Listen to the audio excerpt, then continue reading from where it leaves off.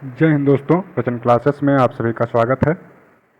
हम आज UP PCS और आरओ का एक फुल टेस्ट लगाएंगे। इसमें 150 क्वेश्चन है। जीएस और करंट अफेयर, मतलब 31 अगस्त 2024 तक का करंट अफेयर आपको इसमें मिल सकता है। ठीक है, तो चलिए शुरू करते हैं।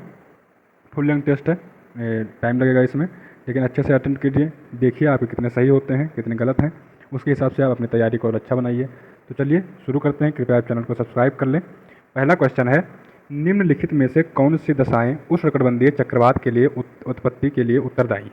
ठीक है, 27 डिग्री सेल्सियस से अधिक का तापमान, कैरियोलिस बल की अनुपस्थिति, कमजोर निम्न दाब क्षेत्र, समुद्री तल पर ऊपरी अभिसरण। अब बताइए इसमें से कि ए पार्ट है 1 और 2, बी है 1 और 3, केवल 1, 2 और 3, 2, 3 और 4। इसमें से बताइए कि कौन सा सही होगा। आप वीडियो को पॉज कीजिए, सोचिए और आंसर दीजिए। हम आंसर बता रहे हैं, इसका आंसर होगा बी, केवल 1 और 3। ठीक है, उष्णकटिबंधीय चक्रवात के लिए 27 डिग्री सेल्सियस से अधिक का तापमान चाहिए। उष्णकटिबंधीय होता क्या है?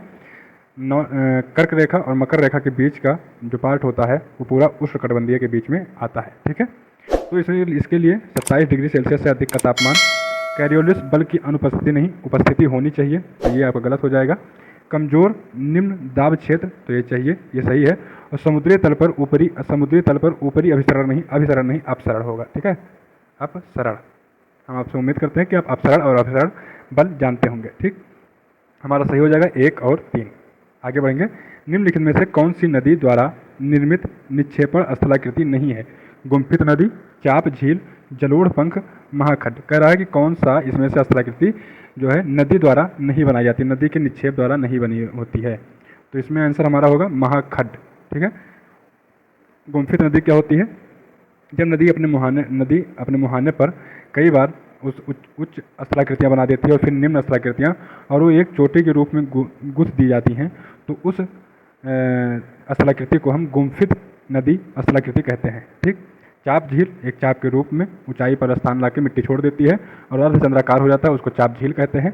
जलोढ़ पंख जहाँ पर मिट्टी जो है नई मिट्टी आकर और पूरे ज़मीन को ढक देती है, तो वो जलोढ़ पंख होता है। ठीक है, वायुमंडल के निम्नलिखित स्तरों को ऊंचाई के बढ़ते क्रम में व्यवस्थित कीजिए तथा नीचे दिए गए कूट का प्रयोग कर सही उत्तर चुनिए। क्षोभमंडल, मध्यमंडल, संताप मंडल, बहिर्मंडल, आयनमंडल। इनको आपको क्रम में बताना है ऊंचाई के बढ़ते। तो पहले आ जाएगा क्षोभमंडल। क्षोभमंडल की ऊंचाई कितनी है? तो ये जो है 2 ऊंचाइयाँ इसकी होती हैं। एक तो इसकी विषुवत रेखा पर ऊंचाई होती है कितनी, और विषुवत रेखा पर इसकी ऊंचाई 13 से 15 किलोमीटर तक होती है, और जो ध्रुवों पर इसकी ऊंचाई 8 से 9 किलोमीटर होती है। ठीक, क्षोभमंडल का हो गया। उसके ऊपर आ जाएगा संताप मंडल। ठीक, तो संताप मंडल की ऊंचाई 50 किलोमीटर तक होती है। फिर उसके बाद में आ जाएगा मध्यमंडल, इसकी ऊंचाई 80 किलोमीटर तक होती है। उसके ऊपर आ जाएगा आयन मंडल, इसकी ऊंचाई आपको मिल जाएगी 400 किलोमीटर तक, और 400 किलोमीटर के ऊपर होता है बहिर्मंडल। ठीक है, तो हमारा इसमें से आंसर हो जाएगा बी पार्ट, 1, 3, 2, 5, 4। निम्नलिखित में से कौन सी समुद्री जलधारा प्रशांत महासागर से संबंधित है? हमबोल्ट, अल्गुहास, बेंगुएला, फॉकलैंड। तो इसमें से जो हमबोल्ट धारा है ये प्रशांत महासागर की जलधारा है। ठीक है, और अल्गुहास कहाँ की है? अगुलहास, तो ये आपको ये आपको हिंद महासागर में मिल जाएगी। ठीक है, नेक्स्ट है, निम्नलिखित में से कौन सी पृथ्वी के आंतरिक भाग की जानकारी देने वाले प्रत्यक्ष स्रोतों में सम्मिलित है? तो पृथ्वी की आंतरिक संरचना या आंतरिक भाग की जानकारी के लिए हम 2 चीज़ों पर डिपेंड रहते हैं, एक प्रत्यक्ष स्रोत, एक अप्रत्यक्ष स्रोत। तो प्रत्यक्ष स्रोत वो होते हैं जिसमें हम अपने आँख से उसको देख सकें, समझ सकें। और तो इसमें जो है खनन और ज्वालामुखी, जब खनन होगा तब आप उसको जाकर देख सकते हैं कि पृथ्वी का आंतरिक संरचना कैसा है। तो एक खनन द्वारा संभव है, तो खनन से प्राप्त चट्टानें। और ज्वालामुखी, जब ज्वालामुखी होगी तब नीचे से जो अवसाद निकलेंगे बाहर ऊपर आएंगे, तो उससे हम देख सकते हैं कि पृथ्वी के अंदर क्या है। तो ये तो हो गया प्रत्यक्ष। अप्रत्यक्ष में आपके भूकंप और उल्कापिंड आएंगे, लेकिन यहाँ पर प्रत्यक्ष स्रोत पूछ रहा है, तो प्रत्यक्ष स्रोत में आपका 2 और 3, बी आंसर सही होगा।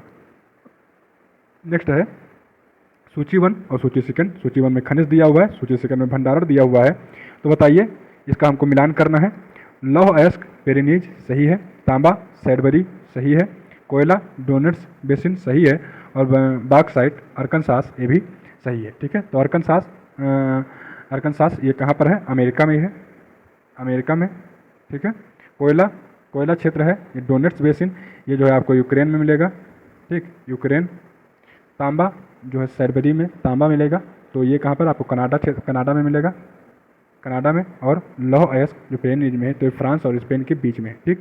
तो ये मुख्यतः फ्रांस का माना जाता है, फ्रांस और स्पेन के मध्य पे है। तो ये आपको इसमें हमारा सही कौन सा हो जाएगा, ए पार्ट, 1 2 3 4। भूकंप के संदर्भ में निम्नलिखित कथनों पर विचार कीजिए। वह स्थान जहाँ से ऊर्जा मुक्त होती है अधिकेंद्र कहलाता है।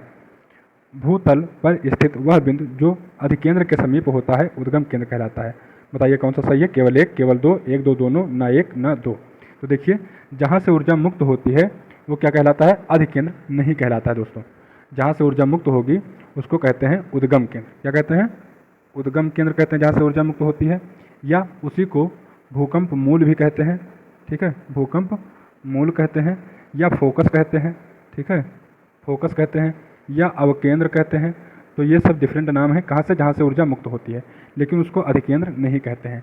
अधिकेंद्र किसको कहते हैं, जब पृथ्वी पर जहाँ से ऊर्जा निकलती है, पृथ्वी पर सतह पर जहाँ से फूटती है उसको हम कहते हैं अधिकेंद्र। और यह अधिकेंद्र जो है मूल से सबसे नज़दीक, जैसे आप नीचे ज़मीन में यहाँ से ऊर्जा निकली, ये मान लीजिए आपकी सतह है, तो यहाँ से ज्वालामुखी चली तो ये कई दिशाओं में ऐसे अपनी ऊर्जा को बिखेरता हुआ आगे बढ़ेगा, ठीक है। लेकिन जहाँ पर ज़मीन फाड़ के बाहर निकला मान लीजिए, तो यहाँ से सबसे नज़दीक वाला जो केंद्र होगा, ठीक है, जहाँ पर ज़मीन से निकल रहा है, तो इसको कहा जाएगा उसको कहा जाएगा आपका अधिकेंद्र, ठीक है। तो यहाँ के क्षेत्र को अधिकेंद्र कहेंगे, जहाँ ज़मीन पर है ये अधिकेंद्र हो जाएगा, और ये हो जाएगा फोकस या उद्गम केंद्र या अवकेंद्र या मूल, ठीक है, भूकंप मूल। तो इसमें आपका दोनों हो जाएगा गलत, ठीक, ना एक सही होगा ना दूसरा। निम्नलिखित कथनों पर विचार कीजिए। जब सूर्य, चंद्रमा और पृथ्वी तीनों एक सीधी रेखा में होते हैं तो निम्न ज्वार उत्पन्न होता है। दूसरा, प्रत्येक पूर्णिमा को बृहत ज्वार की स्थिति उत्पन्न होती है। इसमें से बताइए कौन सा सही है, केवल 1, केवल 2, 1 और 2 दोनों, ना 1 ना 2। तो इसमें से सही होगा केवल 2।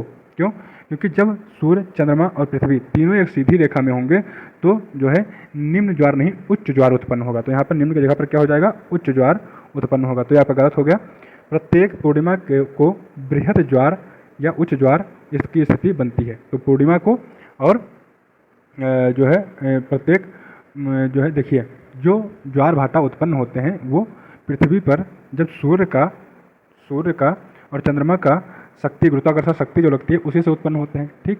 तो ये जो है कृष्ण पक्ष और शुक्ल पक्ष की सप्तमी और अष्टमी, देखिए सप्तमी और अष्टमी को जो उत्पन्न होते हैं वो होते हैं लघु ज्वार, ठीक है। क्योंकि इस समय जो शक्तियाँ लग रही होती हैं पृथ्वी पर तो वो पैरेलल नहीं लग के जो है कैसे लग रही है, सूर्य अपनी तरफ इधर से 90 डिग्री पे खींच रहा होता है और चंद्रमा इधर से खींच रहा होता है, ठीक। तो देखिए मैं फिर से समझा दे रहा हूँ। ये मान लीजिए पृथ्वी है, सूर्य इधर इसको अपनी तरफ खींचेगा और चंद्रमा इधर से अपनी तरफ खींचेगा। तो चंद्रमा और सूर्य के बीच इस समय 90 डिग्री का कोण बन रहा होता है। तो इसीलिए जो मतलब खिंचाव है दोनों तरफ बढ़ जाता है, इसीलिए जो है यहाँ पर निम्न ज्वार आता है। लेकिन जब अमावस्या और पूर्णिमा आती है तो अमावस्या पूर्णिमा को क्या होता है कि चंद्रमा और सूर्य, ये पृथ्वी हो गई, ये हो गया सूर्य और ये होगा चंद्रमा, ठीक, या ये सूर्य हो गया, ये चंद्रमा हो गया और ये होगी पृथ्वी। तो इसमें ये पृथ्वी, ये सूर्य, ये चंद्रमा, तो अब जो खिंचाव होगा, जैसे ये भी खींच रहा है ये भी खींचा है, तो अब जो है उच्च ज्वार आ जाएगा, ठीक है। यहाँ पर भी क्या हो जाएगा, उच्च ज्वार की स्थिति उत्पन्न हो जाएगी, क्योंकि ये इधर खींच रहा है ये इधर खींच रहा है, तो इधर भी उच्च ज्वार, इधर भी उच्च ज्वार, ठीक है। तो यहाँ पर उच्च ज्वार बन जाएगा और इस प्रक्रिया को कहते हैं सिजगी। क्या कहते हैं, सिजगी, ठीक है। तो ये भी याद रखिएगा, इस प्रक्रिया को सिजगी कहते हैं और ये कब होती है, अमावस्या को और पूर्णिमा को, ठीक। तो ये हम आपको समझा दिए। कौन सा सही होगा इसमें से, दूसरा सही होगा, केवल बी। निम्नलिखित में से कौन से तापमान वितरण को प्रभावित करने वाले कारक हैं, महासागरीय धाराएं, स्थल और जल का असमान वितरण, सनातनी पवने, अक्षांश। तो देखिए मतलब पृथ्वी पर कहाँ पर तापमान ज़्यादा होगा, कहाँ पर तापमान कम होगा, ये कौन कौन डिसाइड करता है। तो महासागरीय धाराएं बिल्कुल डिसाइड करती हैं, स्थल एवं जल का असमान वितरण डिसाइड करता है, सनातनी पवने और अक्षांश। जितना अक्षांश पे आप ध्रुव की तरफ जाएंगे ठंडी बढ़ती जाएगी और विषुवत रेखा की तरफ आएंगे तो गर्मी बढ़ती जाएगी। तो अक्षांश रेखाएं भी इसमें प्रभावित करती हैं। तो 1 2 3 4 सभी। नेक्स्ट है महासागरीय लवणता के संदर्भ में निम्नलिखित कथनों पर विचार कीजिए। नंबर 1, गहराई बढ़ने के साथ लवणता में वृद्धि होती है। नंबर 2, वाष्पन की दर लवणता की मात्रा को विपरीत रूप से प्रभावित करती है। उपयुक्त में से कौन सा सही है, केवल 1, केवल 2, 1 और 2 दोनों, ना 1 ना 2। तो ये बात सही है कि गहराई बढ़ने पर लवणता में वृद्धि होती है, सही है। वाष्पन की दर लवणता की मात्रा को विपरीत रूप से प्रभावित करती है। मान लीजिए ये समुद्र है, ठीक, ये पूरा भरा हुआ है, समुद्र का पानी खारा है, ऊपर से सूरज चमक रहा है, ठीक, यहाँ पे वाष्पीकृत कर रहा है, पानी को भाप से उड़ा रहा है। अब बताइए कि आपके पास 1 लीटर पानी में 10 ग्राम नमक था तो ज़्यादा नमकीन लगेगा, या आप उसको भाप बना के उड़ा देंगे। अब 500 मिली पानी में जैसे नमक उड़ेगा नहीं, तो 10 ग्राम नमक अब 500 मिली में है तो अब ज़्यादा नमकीन है, तो ज़्यादा नमकीन अब होगा। तो मतलब जितना वाष्पीकरण बढ़ेगा, ठीक है, वेपराइजेशन जितना ज़्यादा होगा उतना ही ज़्यादा जो है आपका खारापन बढ़ता जाएगा, ठीक है, तो नमकीन होता जाएगा उससे ज़्यादा। तो यही है कि ये इसके विपरीत नहीं है, यहाँ पर कह रहा है कि विपरीत रूप में प्रभावित करता है, तो विपरीत नहीं समान रूप में प्रभावित करता है। वाष्पन की दर बढ़ेगी तो लवणता की मात्रा बढ़ेगी, वाष्पन की दर घटेगी तो लवणता की मात्रा घटेगी। तो आपका पहला सही है, दूसरा गलत है, केवल एक आपका आंसर हो जाएगा। सार्वजनिक उद्यम समिति का गठन निम्नलिखित में से किस समिति के सुझाव पर किया गया था? जीबी मावलंकर समिति, कृष्ण मेनन समिति, जीएस पाठक समिति या केटी सेठ समिति? तो इसमें से बताइए कि किस समिति के आधार पर सार्वजनिक समिति का सुझाव दिया गया था? तो ये जो है समिति है बी, कृष्ण मेनन समिति, ठीक। कृष्ण मेनन समिति ने सार्वजनिक उद्यम समिति का गठन का सुझाव दिया था। यह जो है 1964 में बनाई गई थी कृष्ण मेनन के सिफारिश पर। इसमें पहले 15 सदस्य रहते थे, ठीक है, पहले इसमें 15 सदस्य होते थे और अब इसमें 22 सदस्य होने लगे हैं, ठीक। अब इसमें 22 सदस्य हैं, जिसमें से 15 लोकसभा से जाते हैं और 7 जाते हैं राज्यसभा से, ठीक। तो इतना याद रखिए।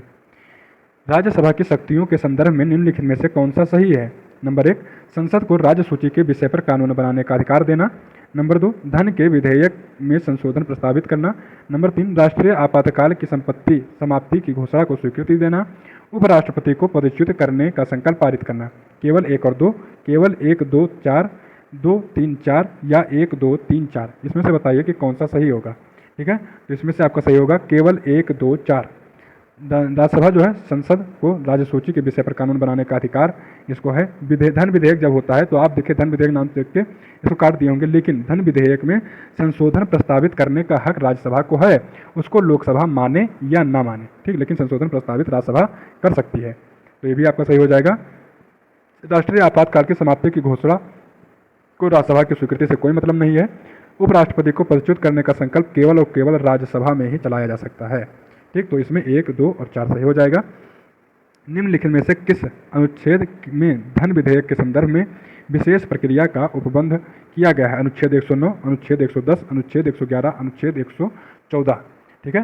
तो इसको अच्छे से देख लीजिए, कई बार पूछा भी जा चुका है और इसमें कन्फ्यूजन बहुत रहता है। अनुच्छेद 110 या अनुच्छेद 109 क्या है? यहाँ पर जो आपका आंसर है वो हम पहले बताते हैं, अनुच्छेद 109, ठीक। अनुच्छेद 109 में क्या है कि धन विधेयक के संदर्भ में विशेष प्रक्रिया है। कैसे विशेष प्रक्रिया? कि पहले धन विधेयक केवल लोकसभा में लाया जाएगा, ठीक है, फिर 14 दिन के भीतर राज्यसभा को उस पर कुछ अपनी अनुमति देनी होगी, या जो है प्रस्तावना कुछ प्रस्ताव पेश करना होगा, जो उसको चेंज करना होगा, वो सब तो 14 दिनों के भीतर राज्यसभा को निपटाना है, ठीक है। फिर उसके बाद जो है धन विधेयक को कौन पारित करेगा, कैसे पारित करेगा, तो ये सारी चीज़ें आपको इसमें है 109 में मिल जाएंगी। 110 में आपको क्या मिलेगा? तो 110 में धन विधेयक को परिभाषित किया गया है, ठीक है, कि कौन कौन से विधेयक धन विधेयक होंगे। तो यहाँ पर धन विधेयक की परिभाषा है, ठीक है, परिभाषा दिया गया है।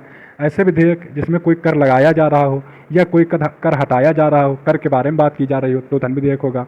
सरकार द्वारा उधार लिया गया धन पर विनियमन के संबंधित कोई बात हो तो वो धन विधेयक में आएगा।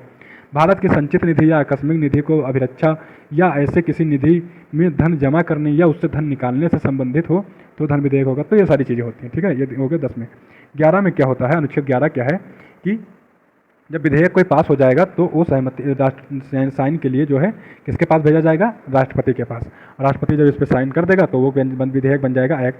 तो ये जो है आपका है अनुच्छेद 111 में। फिर अनुच्छेद 114 में क्या है? तो अनुच्छेद 114 में है विनियोग विधेयक को प्रावधान, ठीक है। 114 क्या है? विनियोग विधेयक, विनियोग विधेयक इसमें है 114 में, ठीक। तो ये आपका हो गया। निम्नलिखित में से कौन सा भारतीय संविधान में वर्णित मौलिक कर्तव्य है? मौलिक कर्तव्य पूछ रहा है, ठीक है। तो सामाजिक संस्कृति की गौरवशाली परंपरा का परिरक्षण, स्त्रियों के सम्मान के विरुद्ध प्रथाओं का त्याग, राष्ट्रीय महत्व के स्मारकों का संरक्षण, दुर्बल वर्गों के शिक्षा एवं अर्थ समिति सहित अर्थ संबंधी सहितों की अभिवृद्धि। तो इसमें से बताना है कि कौन सा सही है, केवल 1 और 2, केवल 3 और 4, केवल 1 2 3 या 1 2 3 4 सब सही है। तो इसमें से सही है आपका केवल 1 और 2। तीसरा और चौथा जो है आपके मौलिक कर्तव्य में नहीं आते हैं, तो हमारा आंसर हो जाएगा केवल 1 और 2 ए पार्ट। ठीक है। मौलिक कर्तव्य आप जानते हैं कि ये 42वें संविधान संशोधन द्वारा 1976 में जोड़ा गया था। ठीक है, 1976 में जोड़ा गया था जो है अनुच्छेद 51 का आर्टिकल 51A। ठीक है, तो इसके द्वारा इसको अपने संविधान में जोड़ा गया था। निम्नलिखित कितने अनुच्छेद मतलब कितने इसमें कर्तव्य हैं, तो टोटल 11 कर्तव्य हैं, टोटल 11 मौलिक कर्तव्य हैं। पहले 10 थे, बाद में एक और बढ़ा दिया गया था। ठीक है, शिक्षा का अधिकार। निम्नलिखित युग्मों पर विचार कीजिए। अनुच्छेद 129, अनुच्छेद 131, अनुच्छेद 136, अनुच्छेद 139। इधर उपबंध क्या दिए हैं, उच्चतम न्यायालय का अभिलेख न्यायालय होना, उच्चतम न्यायालय की आरंभिक अधिकारिता, उच्चतम न्यायालय की अधिकारिता में वृद्धि, उच्चतम न्यायालय की पुनर्विलोकन की शक्ति। यहाँ बताना है कि कौन से सही सुमेलित है। ठीक है, कौन सा सही सुमेलित है, केवल 1 और 2, 3 और 4, 1 2 3 या 1 2 3 4 सही सुमेलित है सब। तो इसमें आप बताएं कि कौन सा सही सुमेलित है। आप जो वीडियो को पॉज कर लिया कीजिए, सोच के और फिर आंसर दिया कीजिए। ठीक है, हम बता रहे हैं इसमें सही है आपका 1 और 2। ठीक है, केवल 1 और 2। अनुच्छेद 124 में उच्चतम न्यायालय की स्थापना और गठन दिया हुआ है, तो 124 में आपका हो जाएगा उच्चतम न्यायालय की गठन। ठीक है, 129 में उच्चतम न्यायालय का अभिलेखीय न्यायालय होगा, ये सही है। 131 में उच्चतम न्यायालय की आरंभिक अधिकारिता दी हुई है, सही है। आर्टिकल 136 में अपील के लिए उच्चतम न्यायालय की विशेष अनुमति, तो यहाँ पर विशेष अनुमति जब अपील के लिए ली जाती है उच्चतम न्यायालय की, ठीक है, उसकी बात की गई है अनुच्छेद 136 में। उच्चतम न्यायालय की अधिकारिता में वृद्धि 138 से की गई है, तो आर्टिकल 138 ये सब आप या तो नोट कर लीजिए या इसे में अच्छे से पढ़ते चलिए। ठीक, तो आर्टिकल 138 में आपका हो जाएगा उच्चतम न्यायालय की अधिकारिता की वृद्धि। ठीक, अधिकारिता में वृद्धि कौन कर सकता है, तो संसद कर सकती है। ठीक है, इतनी बात हो गई। 139 में क्या है, तो 139 में है कुछ जो रिट जारी होते हैं उनमें शक्तियाँ जो प्रदान की होती हैं, तो वो तो रिट जारी करने की शक्तियाँ।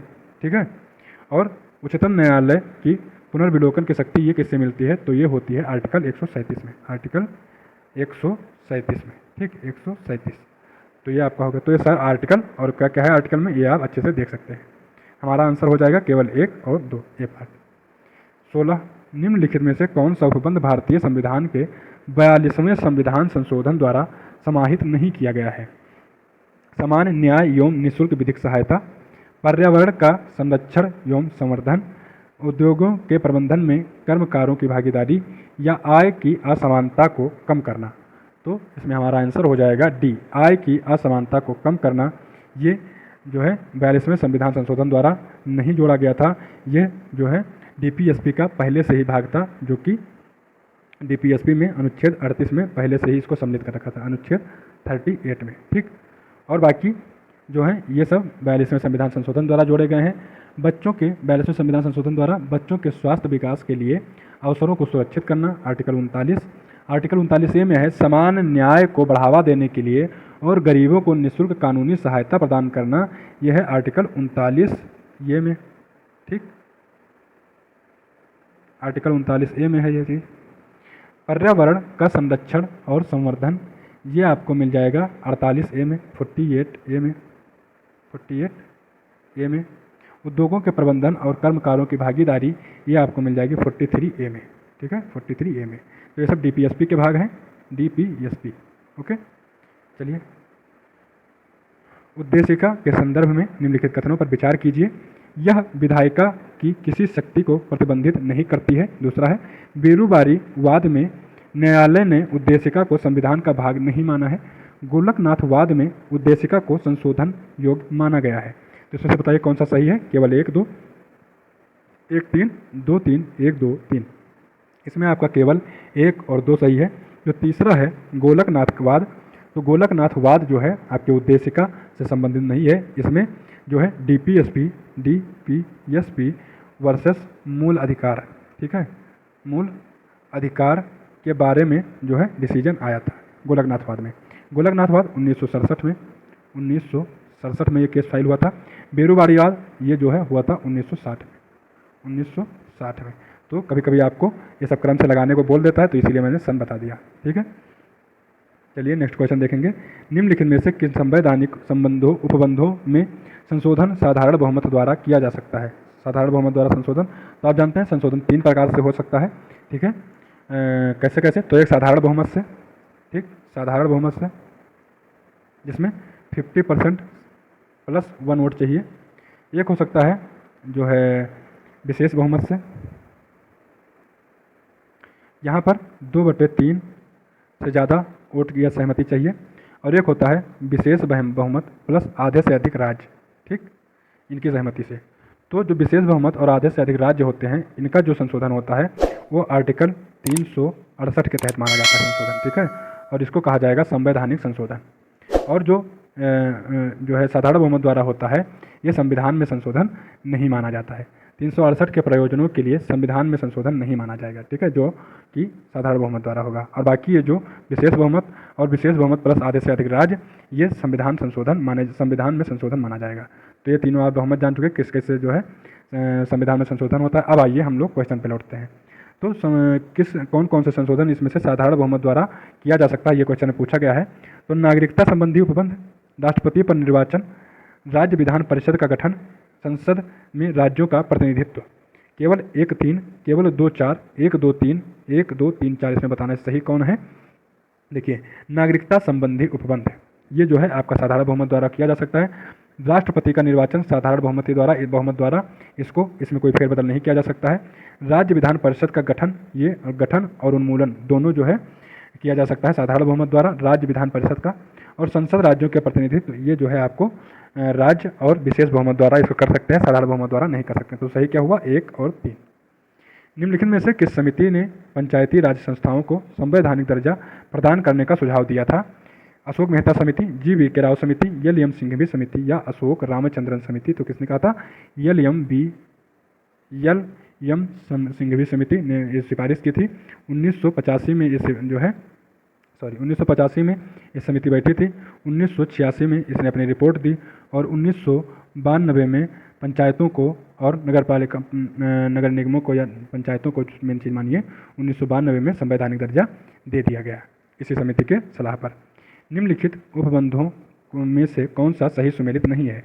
एक तरफ संविधान संशोधन दिया हुआ है, दूसरी तरफ उपबंध दिए गए हैं और कह रहा है कौन सा सही सुमेलित नहीं है, ये बताना है हमको।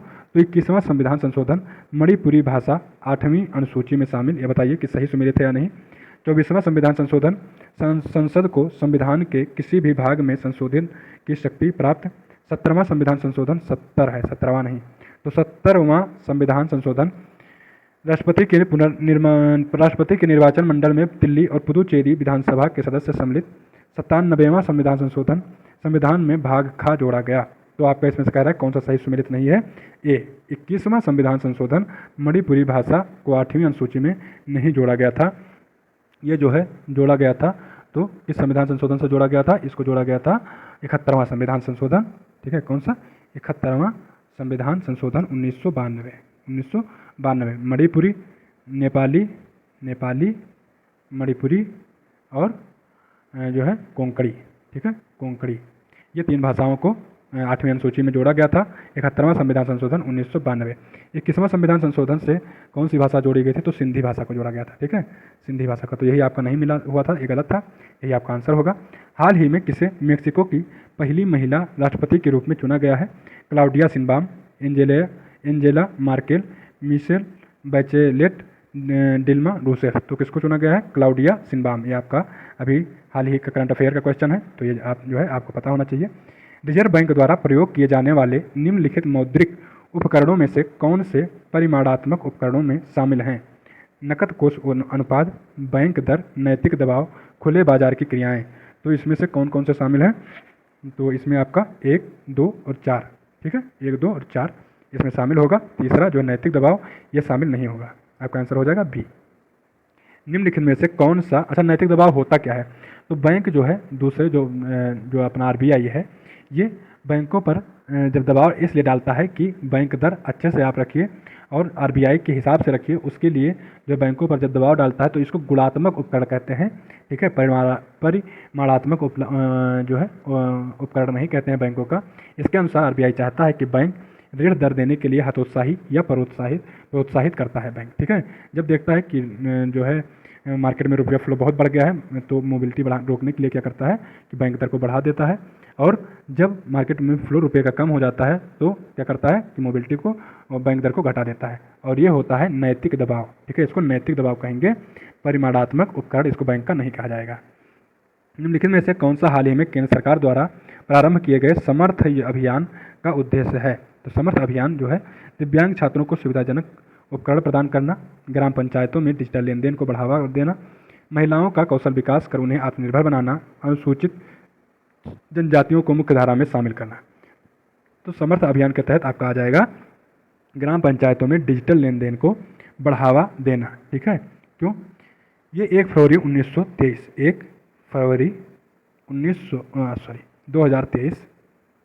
से लेकर 15 अगस्त 2023 तक चलाया गया। ठीक है, क्यों चलाया गया? कि ग्राम पंचायतों में डिजिटल लेन देन को बढ़ावा दिया जा सके। किसके अंतर्गत? आज़ादी का अमृत महोत्सव जो चलाया गया था उसके अंतर्गत इसको समर्थ अभियान जो है चलाया गया था। हाल ही में उत्तर प्रदेश को निम्नलिखित में से किस जनपद में Uttar Pradesh global investors summit का आयोजन हुआ था? तो कहाँ पर हुआ था? लखनऊ में। निम्नलिखित में से कौन सी रिपोर्ट विश्व आर्थिक मंच द्वारा जारी नहीं की जाती है? वैश्विक प्रतिस्पर्धात्मकता रिपोर्ट, वैश्विक लैंगिक अंतराल रिपोर्ट, वैश्विक आर्थिक संभावना रिपोर्ट, या वैश्विक यात्रा एवं पर्यटन रिपोर्ट। तो इसमें से जो ये तीनों रिपोर्टें हैं ये जो है जारी करता है विश्व आर्थिक मंच, लेकिन अब यहाँ पर आर्थिक आ रहा है, और इसी जो है रिपोर्ट को, आर्थिक संभावना वाली रिपोर्ट को कौन जारी करता है? वर्ल्ड बैंक जारी करता है। ठीक है, विश्व की आर्थिक संभावना वर्ल्ड बैंक जारी करता है, ना कि विश्व आर्थिक मंच जारी करता है। तो ये आपका आंसर हो जाएगा, क्योंकि यही गलत है। ठीक है, आंसर क्या हो जाएगा? सी। निम्नलिखित में से कौन से सही सुमेलित है? ठीक है, कह रहा है सही सुमेलित है। एक तरफ दिया हुआ बेरोजगारी, दूसरी तरफ दिया है कारण। तो चक्रीय बेरोजगारी, घर्षणात्मक बेरोजगारी, संरचनात्मक बेरोजगारी या शास्त्रीय बेरोजगारी, और बताना है कि कौन सा सही है। चक्रीय बेरोजगारी आर्थिक उतार चढ़ाव, घर्षणात्मक बेरोजगारी एक रोजगार छोड़ने और दूसरे रोजगार प्राप्त करने के मध्य का अंतराल, जब बीच में आप बेरोजगार रहते हैं तो उसको घर्षणात्मक रोजगारी कहते हैं। संरचनात्मक बेरोजगारी कौशल असमानता, इसका क्या मतलब हुआ? तो संरचनात्मक बेरोजगारी उसको कहेंगे कि जैसे एक कंपनी आई TCS, उसने अपना ब्रांच खोला। ठीक है, मान लीजिए आपके गांव में खोल दिया, अब उसको चाहिए अच्छे सॉफ्टवेयर इंजीनियर, और आपके यहाँ पर सब हैं क्या? मान लीजिए पढ़े लिखे भी बहुत हैं लेकिन सब डॉक्टर हैं। ठीक है, डॉक्टरी का कोर्स से पढ़े हैं, और उसको चाहिए क्या? Software engineer. तो वहाँ के लोग क्या रह जाएंगे? बेरोजगार ही तो रह जाएंगे, है ना। तो वही चीज़ है, जो स्किल की मांग हो रही होगी मार्केट में, वो स्किल वहाँ के लोगों के बीच नहीं है, उसकी वजह से बेरोजगारी है, तो उसको कहा जाएगा संरचनात्मक बेरोजगारी। ठीक है, और एक होती है शास्त्रीय बेरोजगारी, ये जो है उच्च वेतनमान के लिए होती है। ये क्या, इसका क्या मतलब है कि TCS ने अपने यहाँ पर आपके गाँव में खोल दिया अपना जो है कार्यालय, उसको चाहिए थे 5 इंजीनियर। ठीक है, 5 इंजीनियर से उसको काम करवाना था, लेकिन एक इंजीनियर जो है, 5 इंजीनियर भी मान लीजिए कुल हैं, लेकिन और TCS 5 लाख रुपया महीना दे सकती है। ठीक, तो सोच रहे थे 5 इंजीनियर हम ग्रहण कर लेंगे और दे देंगे 5 लाख रुपया, 1 लाख 3 पाँचों को। लेकिन यहाँ पर इंजीनियर की मांग ये है कि हम 5 लाख रुपया एक इंजीनियर लेगा, तो TCS क्या कर पाएगी? अपना काम चलाने के लिए केवल एक इंजीनियर हायर कर लेगी और 4 को रहने देगी। ठीक है, तो ये 4 बेरोजगार रह गए। क्यों? क्योंकि हाई पे है, यहाँ पर हाई पे करना पड़ता है कंपनी को। ठीक है, तो उच्च वेतनमान की वजह से, तो इसको कहेंगे शास्त्रीय बेरोजगारी। तो 1, 2, 3, 4 ये सभी सही सुमेलित है। ठीक है, उम्मीद है अच्छे से समझ में आ रहा होगा। आगे बढ़ेंगे। वैधानिक तरलता अनुपात के संदर्भ में निम्नलिखित कथनों पर विचार कीजिए। इसे वाणिज्यिक केंद्रों द्वारा नकद, स्वर्ण और सरकारी प्रतिभूतियों के रूप में रिजर्व बैंक के पास रखा जाता है। नंबर 2, इसकी अधिकतम सीमा 40% निर्धारित है। उपयुक्त में से कौन से कथन सही हैं? केवल 1, केवल 2, 1, 2 दोनों, न 1 न 2। तो इसमें से बाकी तो सब सही है, लेकिन इसमें क्या कहा जाता है पहले में कि इसको रिजर्व बैंक के पास रखा जाता है, तो ये बात गलत हो जाएगी, क्योंकि इसको बैंक स्वयं अपने पास रखते हैं, स्वयं के पास रखते हैं, ना कि रिजर्व बैंक के पास। ठीक है, और इसकी सीमा 40% निर्धारित किया है, तो ये सही है, पहला गलत है, तो केवल 2 सही हो जाएगा। निम्नलिखित में से किस वक्र द्वारा प्रजनन तथा आर्थिक विकास के मध्य संबंध को प्रदर्शित किया जाता है? बेकर वक्र, थॉम्सन वक्र, लॉफर वक्र या कुजनेट्स वक्र। तो प्रजनन और आर्थिक विकास के मध्य संबंध को बेकर वक्र जो है, बेकर वक्र संदर्भित करता है। ये होते क्या हैं वक्र? तो देखिए, जो बेकर वक्र है ये बताता है प्रजनन और आर्थिक विकास के मध्य संबंध को।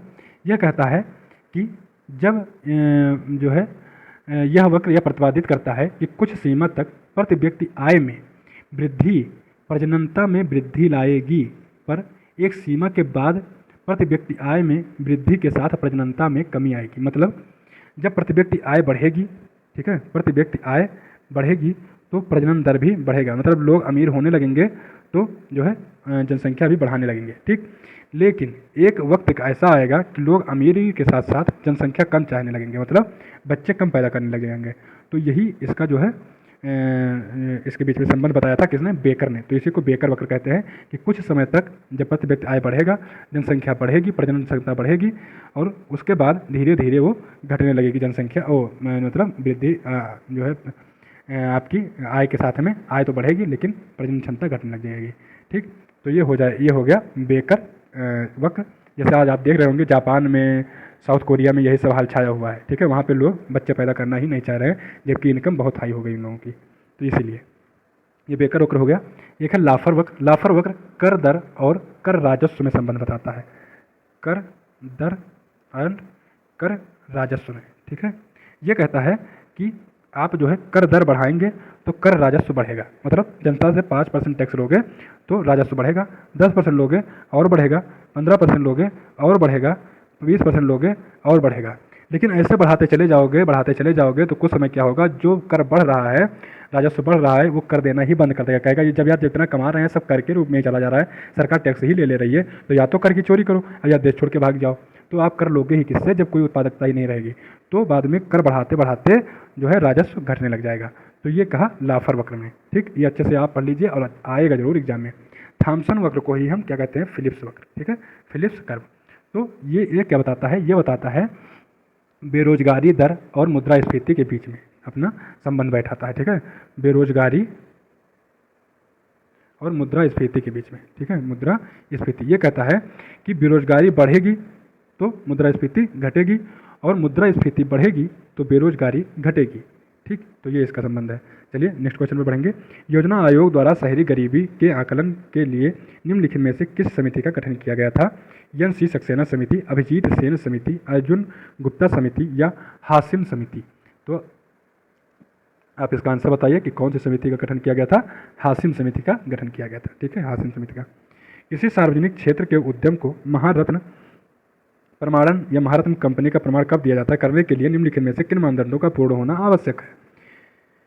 एक है उद्यम न्यूनतम निर्धारित सार्वजनिक शेयरधारिता के साथ भारतीय स्टॉक एक्सचेंज में सूचीबद्ध हो, पिछले 3 वर्षों के दौरान औसत वार्षिक कारोबार की बात कर रहा है 25,000 करोड़ से अधिक हो, पिछले 3 वर्षों के दौरान कर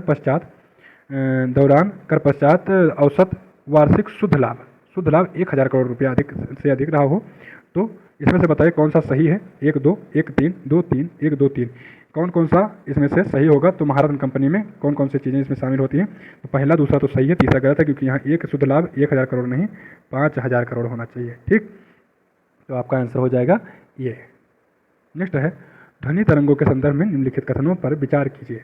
ये अनुप्रस्थ तरंगे हैं। इन तरंगों के माध्यम से के कणों का विस्थापन तरंग संचरण की दिशा के लंबवत होता है। 20 किलोहर्ट्ज से अधिक आवृत्ति की ध्वनि को पराश्रव्य ध्वनि कहा जाता है। इसमें से बताइए कि कौन सा सही है? केवल 1 2, केवल 2 3, केवल 3 या केवल 1 2 3, ठीक है, 1 2 3 सभी। तो इसमें से देखिए जो तरंगे होती हैं ध्वनि तरंगे या अनुदैर्घ्य तरंगे होती हैं, अनुप्रस्थ नहीं होती है, आपका गलत हो गया। इन तरंगों का माध्यम विस्थापन तरंग संचरण के लंबवत नहीं पैरेलल, ठीक है, पैरेलल जो है इसका गति करता है और यह 20 किलोहर्ट्ज से ऊपर की ध्वनि को पराश्रव्य ध्वनि कहते हैं। ये सही है, बाकी दोनों गलत हो जाएंगे, ठीक। हमारा आंसर हो जाएगा केवल और केवल 3। अगला है स्टेनलेस स्टील के निर्माण में लोहे के साथ निम्नलिखित में से किसका प्रयोग किया जाता है? कॉपर एवं जिंक, निकेल और क्रोमियम, सिलिकॉन एवं कॉपर, निकेल और एल्यूमिनियम। तो किसका प्रयोग किया जाता है? निकेल और क्रोमियम का।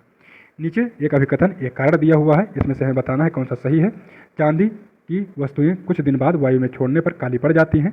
चांदी वायु में उपस्थित सल्फर के साथ अभिक्रिया करके सिल्वर सल्फाइड का निर्माण करता है, ये कारण है। तो बताइए ये और आर दोनों सही हैं, आर ए को सही व्याख्या करता है, ये आर दोनों सही हैं, आर ए की सही व्याख्या नहीं करता है। ये और ये सही है, आर गलत है, ये गलत है, आर सही है। तो इसमें से कौन सही है, कौन सा ऑप्शन सही है? तो इसमें से सही है ये पार्ट, ठीक है। चांदी की वस्तुएं वायु में काली पड़ जाएंगी कुछ दिन बाद, क्यों? क्योंकि वायु में जो सल्फर है उसकी अभिक्रिया उसके साथ अभिक्रिया करके सिल्वर सल्फाइड बना लेता है। क्या बना लेता है? सिल्वर सल्फाइड, इससे काली पड़ जाती है, ठीक। तो दोनों सही हैं। निम्नलिखित युग्मों में से कौन सा सही सुमेलित नहीं है। एक तरफ उपकरण दिया हुआ है, दूसरी तरफ उपयोग दिए हुए हैं, तो बताइए कौन सा सही है और कौन सा सही नहीं है। तो यहाँ हमको आंसर लगाना है सही नहीं पे। एनीमोमीटर वायु के घनत्व का मापन, क्रोनोमीटर पानी के जहाज के समय का मापन, लैक्टोमीटर दूध की शुद्धता की जाँच और स्फिग्मोमैनोमीटर धमनियों के रुधिर दाब का मापन।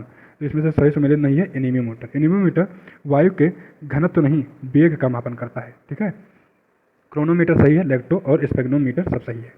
निम्नलिखित कथनों पर विचार कीजिए। ठोस में ऊष्मा प्रायः चालन द्वारा स्थानांतरित होती है, द्रव में ऊष्मा स्थानांतरण संवहन द्वारा होता है और गैसों में ऊष्मा का संचरण हेतु किसी माध्यम की आवश्यकता नहीं होती है। तो बताइए कौन सा सही है। केवल 1 2 2 3 1 3 1 2 3। तो इसमें से 1 2 सही है। ठोस में जो ऊष्मा होती है वो चालन द्वारा स्थानांतरित होती है, द्रवों में ऊष्मा द्रवों और गैसों में ये जो है संवहन द्वारा स्थानांतरण होती है। और जो है तीसरा हो जाएगा आपका गलत, ठीक है। तो पहला और दूसरा सही है, तीसरा गलत है, आपका बी पार्ट सही है। नेक्स्ट है सूची फर्स्ट और सेकंड को सुमेलित करना है। एक तरफ अम्ल दिया हुआ है, दूसरी तरफ स्रोत दिए हुए हैं। फार्मिक अम्ल, साइट्रिक अम्ल, लैक्टिक अम्ल, ग्लूटेमिक अम्ल। बताइए स्रोत क्या है। लाल चींटियाँ, खट्टे फल, गेहूँ, दूध। आप इसमें से मिलान कीजिए और बताइए कि कौन सा सही होगा, ठीक है। यहाँ पर फार्मिक अम्ल लाल चींटियों से मिलेगा, सही है। साइट्रिक अम्ल इसके स्रोत खट्टे फल हैं, सही है। लैक्टिक अम्ल गेहूँ नहीं दूध से मिलता है और ग्लूकेटिक अम्ल गेहूँ से मिलता है। तो 1 2 4 3। निम्नलिखित में से कौन सा कृत्रिम रेशा नहीं है। Rayon, nylon, acrylic, aspartame. तो कृत्रिम रेशा कौन सा नहीं है। एस्पार्टम। ये क्या है, ये कृत्रिम मधुरक है, कृत्रिम मधुरक, ठीक, आर्टिफिशियल शुगर। निम्नलिखित में से कौन सा कथन सही नहीं है।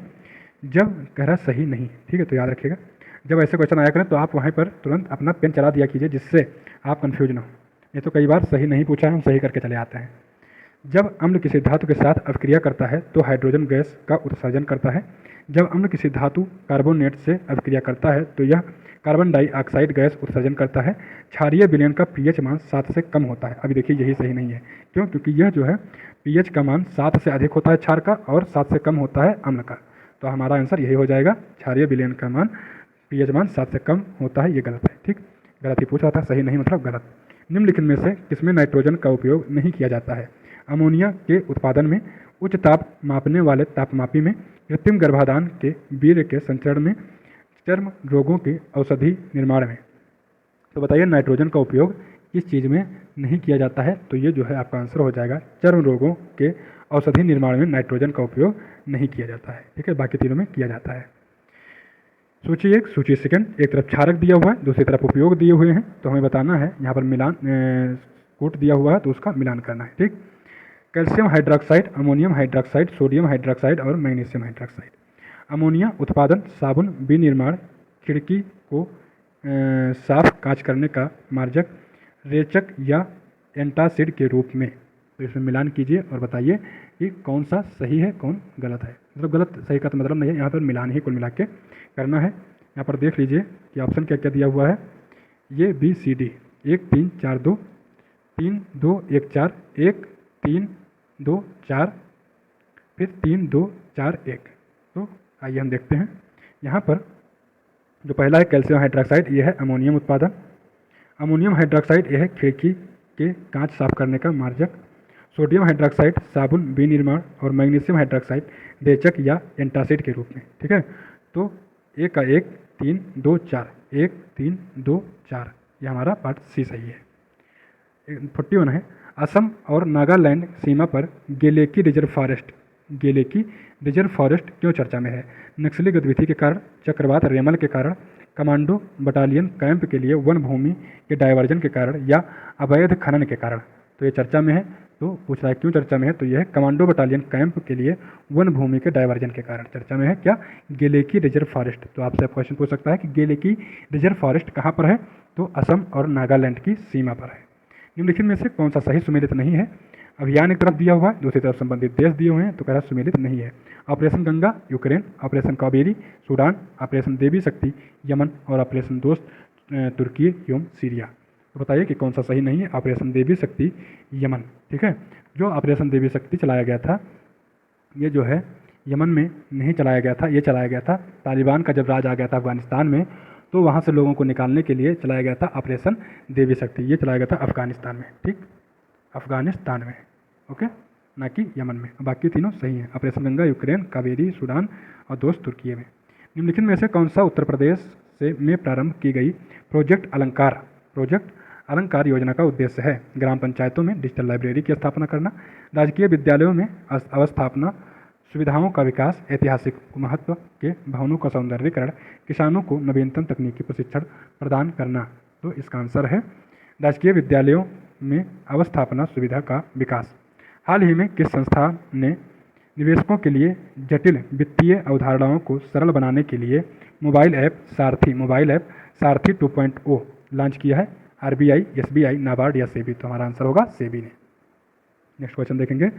69वें राष्ट्रीय फिल्म पुरस्कारों के अंतर्गत निम्नलिखित में से किसे सर्वश्रेष्ठ हिंदी फिल्म का पुरस्कार दिया गया है? सर्वश्रेष्ठ फीचर फिल्म नहीं पूछा है, सर्वश्रेष्ठ हिंदी फिल्म कह रहा है। Sardar Udham Singh, Rocketry, the Nambi Effect, the Kashmir Files, Gangubai Kathiawadi. तो ये जो है सर्वश्रेष्ठ हिंदी फिल्म का अवार्ड दिया गया है सरदार उधम सिंह फिल्म को, ठीक है। सर्वश्रेष्ठ फीचर फिल्म है कौन? रॉकेटरी, द नंबी इफेक्ट सर्वश्रेष्ठ फीचर फिल्म, ठीक। द कश्मीर फाइल्स ये जो है आपकी कौन सी है? तो ये इसको नरगिस दत्त अवार्ड मिला था, नरगिस दत्त अवार्ड। गंगूबाई काठियावाड़ी के लिए जो बेस्ट एक्ट्रेस का अवार्ड मिला था वो मिला था जो है आलिया भट्ट को, ठीक। उत्तर प्रदेश पर्यटन नीति 2022 के संदर्भ में निम्नलिखित कथनों पर विचार कीजिए। कौन सा सही है ये बताना है। यह राज्य के पर्यटन नीति 2018 को प्रतिस्थापित करती है। यह लागू होने की तिथि की आगामी 10 वर्ष हेतु प्रभावी होगी। इसके अंतर्गत पर्यटन क्षेत्र में 10 लाख करोड़ रुपये के निवेश का लक्ष्य निर्धारित किया गया है। इसमें से बताइए कौन सा सही है। 1 और 2, 2 और 3, 1 और 3, 1, 2, 3। तो इसमें से 1 और 3 सही है, सी पार्ट। जो है दूसरा गलत क्यों है? क्योंकि ये 10 वर्षों के लिए नहीं 5 वर्षों के लिए प्रभावी होगी, ठीक। हाल ही में चर्चा में रहे पुस्तक ब्लू स्काई व्हाइट क्लाउड के लेखक कौन है? निर्मल घोष, रशीद किदवई, अमिताभ घोष, इलैया राजा। तो कौन है? निर्मल घोष। याद करने का ट्रिक ये है, जब स्काई ब्लू होगा और क्लाउड व्हाइट होंगे बिल्कुल, तो हम कहेंगे आसमान साफ है। साफ है मतलब सुंदर है, सुंदर है मतलब निर्मल है। तो निर्मल घोष इसके क्या है? लेखक है, ठीक है। ये याद करने का ट्रिक है थोड़ा सा। साफ सुंदर निर्मल आसमान हम कब कहेंगे? जब स्काई ब्लू होगा, नीला नीला आसमान दिखेगा और सफ़ेद सफ़ेद बादल हमको दिखेंगे, तो हम कहेंगे आकाश आज साफ सुथरा है, निर्मल है, ठीक। तो निर्मल घोष इसके लेखक हैं। अमिताभ घोष की एक रचना है, उसका नाम है स्मोक एंड एजेस। क्या नाम है? स्मोक एंड एजेस, ठीक है। और रशीद किदवई की एक रचना है, उसका नाम है लीडर्स, पॉलिटिशियंस, सिटीजन्स, ठीक है। क्या नाम है? Leaders, politicians and citizens. और इलैया राजा की एक रचना है, उसका नाम है अंबेडकर और Modi reforms ideas performance implementation नामक पुस्तक किसने लिखी है? इलैया राजा ने। अंबेडकर और मोदी याद रख लीजिए बस। निम्नलिखित में से 2024 को मनाए गए विश्व युवा कौशल दिवस का विषय था? कब मनाया गया है? 15 जुलाई को। क्या मनाया गया है? विश्व युवा कौशल दिवस, ठीक, 15 जुलाई को मनाया गया है। इसका थीम क्या था? विषय क्या था? भविष्य के लिए युवा कौशल में बदलाव, कौशल विकास और रोजगार, शांति एवं विकास के लिए युवाओं की योग्यता, परिवर्तनकारी भविष्य के लिए शिक्षकों, प्रशिक्षकों और युवाओं को कुशल बनाना। तो ये है D part. French open tennis tournament 2024 में महिला एकल खिताब विजेता इगा स्विएटेक निम्नलिखित में से किस देश से संबंधित है? पोलैंड, चेक गणराज्य, क्रोएशिया, सर्बिया। कहाँ से हैं? पोलैंड की हैं। इगा स्विएटेक पोलैंड की हैं। इन्होंने फ्रेंच ओपन टेनिस टूर्नामेंट जीता है 2024 का। तो ये भी पता चल गया कि फ्रेंच ओपन किसने जीता है महिला वर्ग में? तो महिला वर्ग में इगा स्विएटेक ने जीता है। मुख्यमंत्री कन्या सुमंगला योजना के संदर्भ में निम्नलिखित में से कौन सा कथन सही है? यह सामूहिक विवाह से संबंधित योजना है। इसके लाभार्थी के रूप में उत्तर प्रदेश का स्थायी निवासी होना अनिवार्य है। इस योजना का लाभ परिवार के सभी बालिकाओं को प्राप्त होगा। इसके अंतर्गत प्रत्येक लाभार्थी को 15,000 रुपया तक की धनराशि दी जाएगी। कन्या सुमंगला योजना का नाम है।